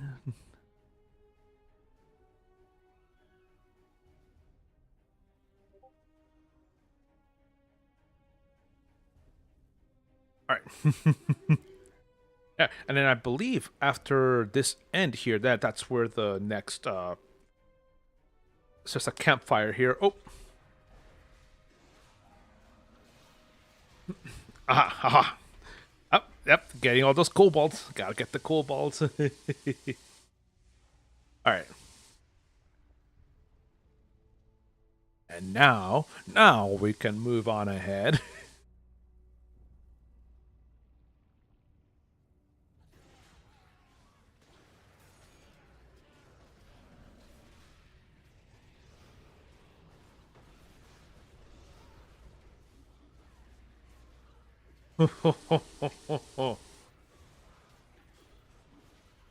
There we go. Right, and then let's walk over here. That way we can avoid that final group that are still up above, standing in the little cubbies. I mean, you say that, but they suit Pal World and failed. True.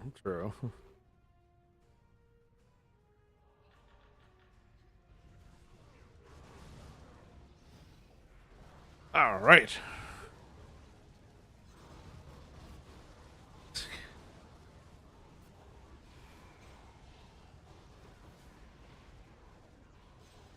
Ho, ho, ho, ho, ho, ho.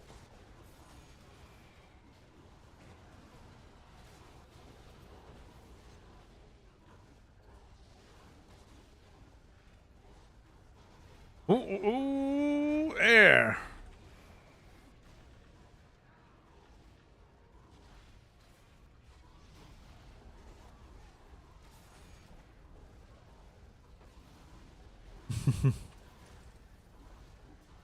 Okay, all right.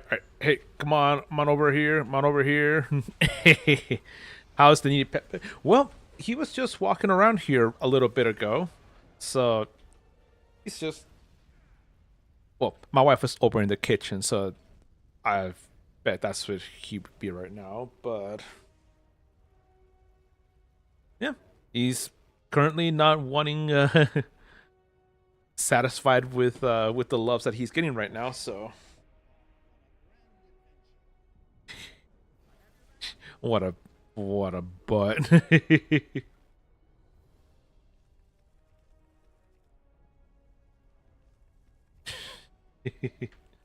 Yeah, but besides that, he's doing well. He's doing well. He's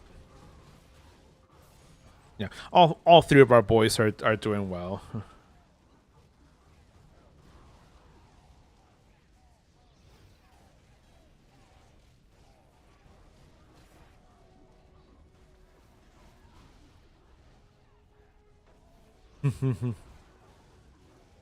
Oh, nice, nice, nice. We got all right. We're almost done. Getting the last few enemies.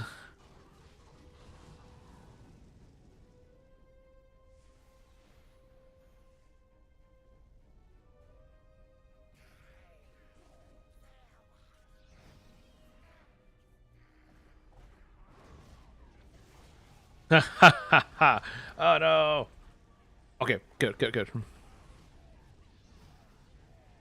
Right.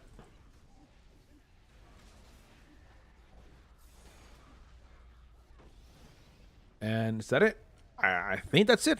I think that's it. And it's now time for the main event.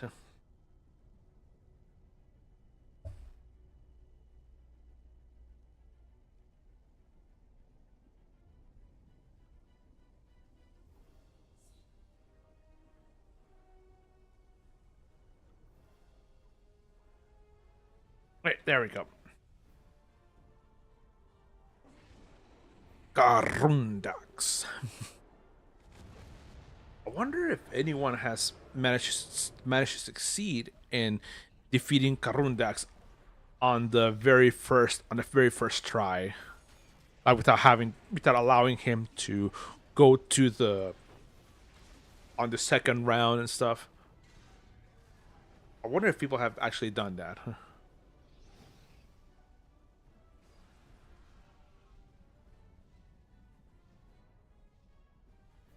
I would assume that that would require a very coordinated attack.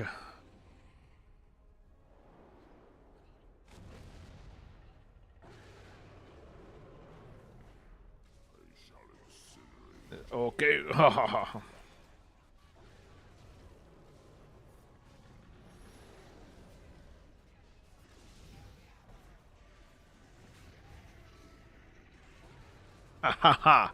Oh, but that's not gonna be possible here. We'll just have to fight against these other Cobalt minions and other draconic minions.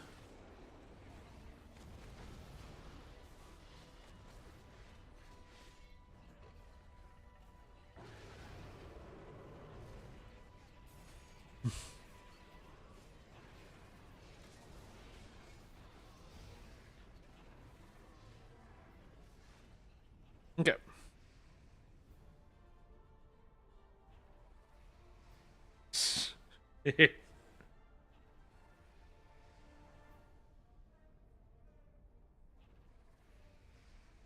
And he's just aiming for that. He does not like Flapjack. Yeah, he does not like Flapjack at all. And then the cleric, and then the paladin healer. Ooh.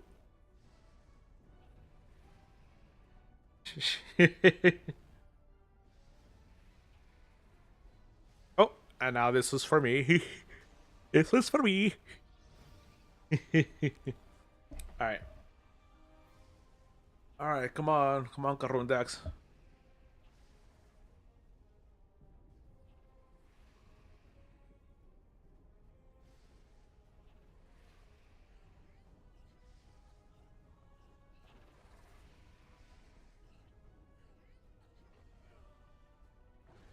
Okay, there we go, there we go. Now he's gonna be flying up and come back here to get defeated.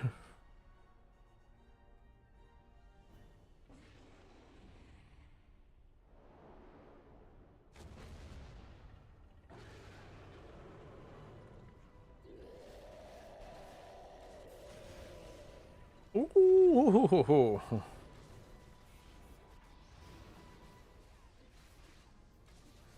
Ooh.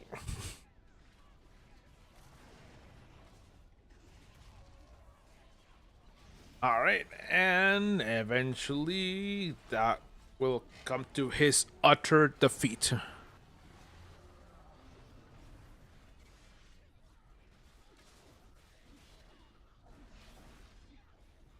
Mm-hmm. All right. And with that, we are done. I claim reward. Reroll. Not much of a reward. All right. Skeleton key. All right. What have you, skeleton key? Yeah. Oh, okay. Okay. 5 Tarmaloon trade bars. 5484 rough AD. All right. Let's do it. Let's do it. And all right. We move on ahead.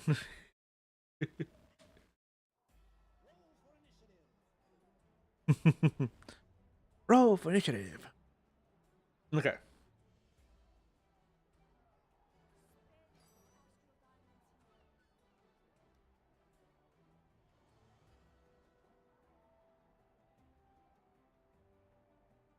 Let's see. Oh dang, it's already been that long. Hot dog. Just a little over 5 hours. Nice. I mean, with that argument, Pokemon could go after Temtem, Nexomon, Digimon, any other monster catcher game. Exactly. And one thing that I also saw, if Pokemon would have been able to patent that monster catching thing, or uh, catch or summoning mechanics, other games such as Elden Ring would have also been impacted as well, because with Elden Ring you have summons you could also bring out, and yeah, there's quite literally no yeah 1800 points to complete the Vessel of Another's Will. Oh really? How much do I wait, did I finish that one? Okay, yeah, I've completely okay, I finished it. Nice, nice, nice. Yeah, all I'm waiting now I'm waiting for January 29th to complete this one. This to start the Architect of Loss. Nice. 7 days of free VIP. Not bad.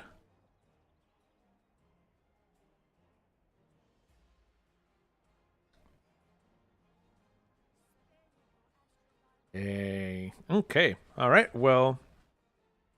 All right. Well, I think I'm gonna call it right here for today's stream. It's already been 5 hours, and there's stuff that I need to be doing. More dungeons. I wish. I wish. But yeah, it's there's stuff I need to get done, stuff I need to do. So yeah, so thank you very, very much everyone for coming in. Really, really, really appreciate all of you guys' support and all of you guys' input. I really, really appreciate all of that. And I will see you tomorrow. So please come on back tomorrow for more painting and Neverwinter and other games that will be that we'll be engaged with. So yeah. So have a great day, great night, evening, morning, wherever you guys are at. Hope it's a very good one, and I will see you then. All right, bye bye, everybody.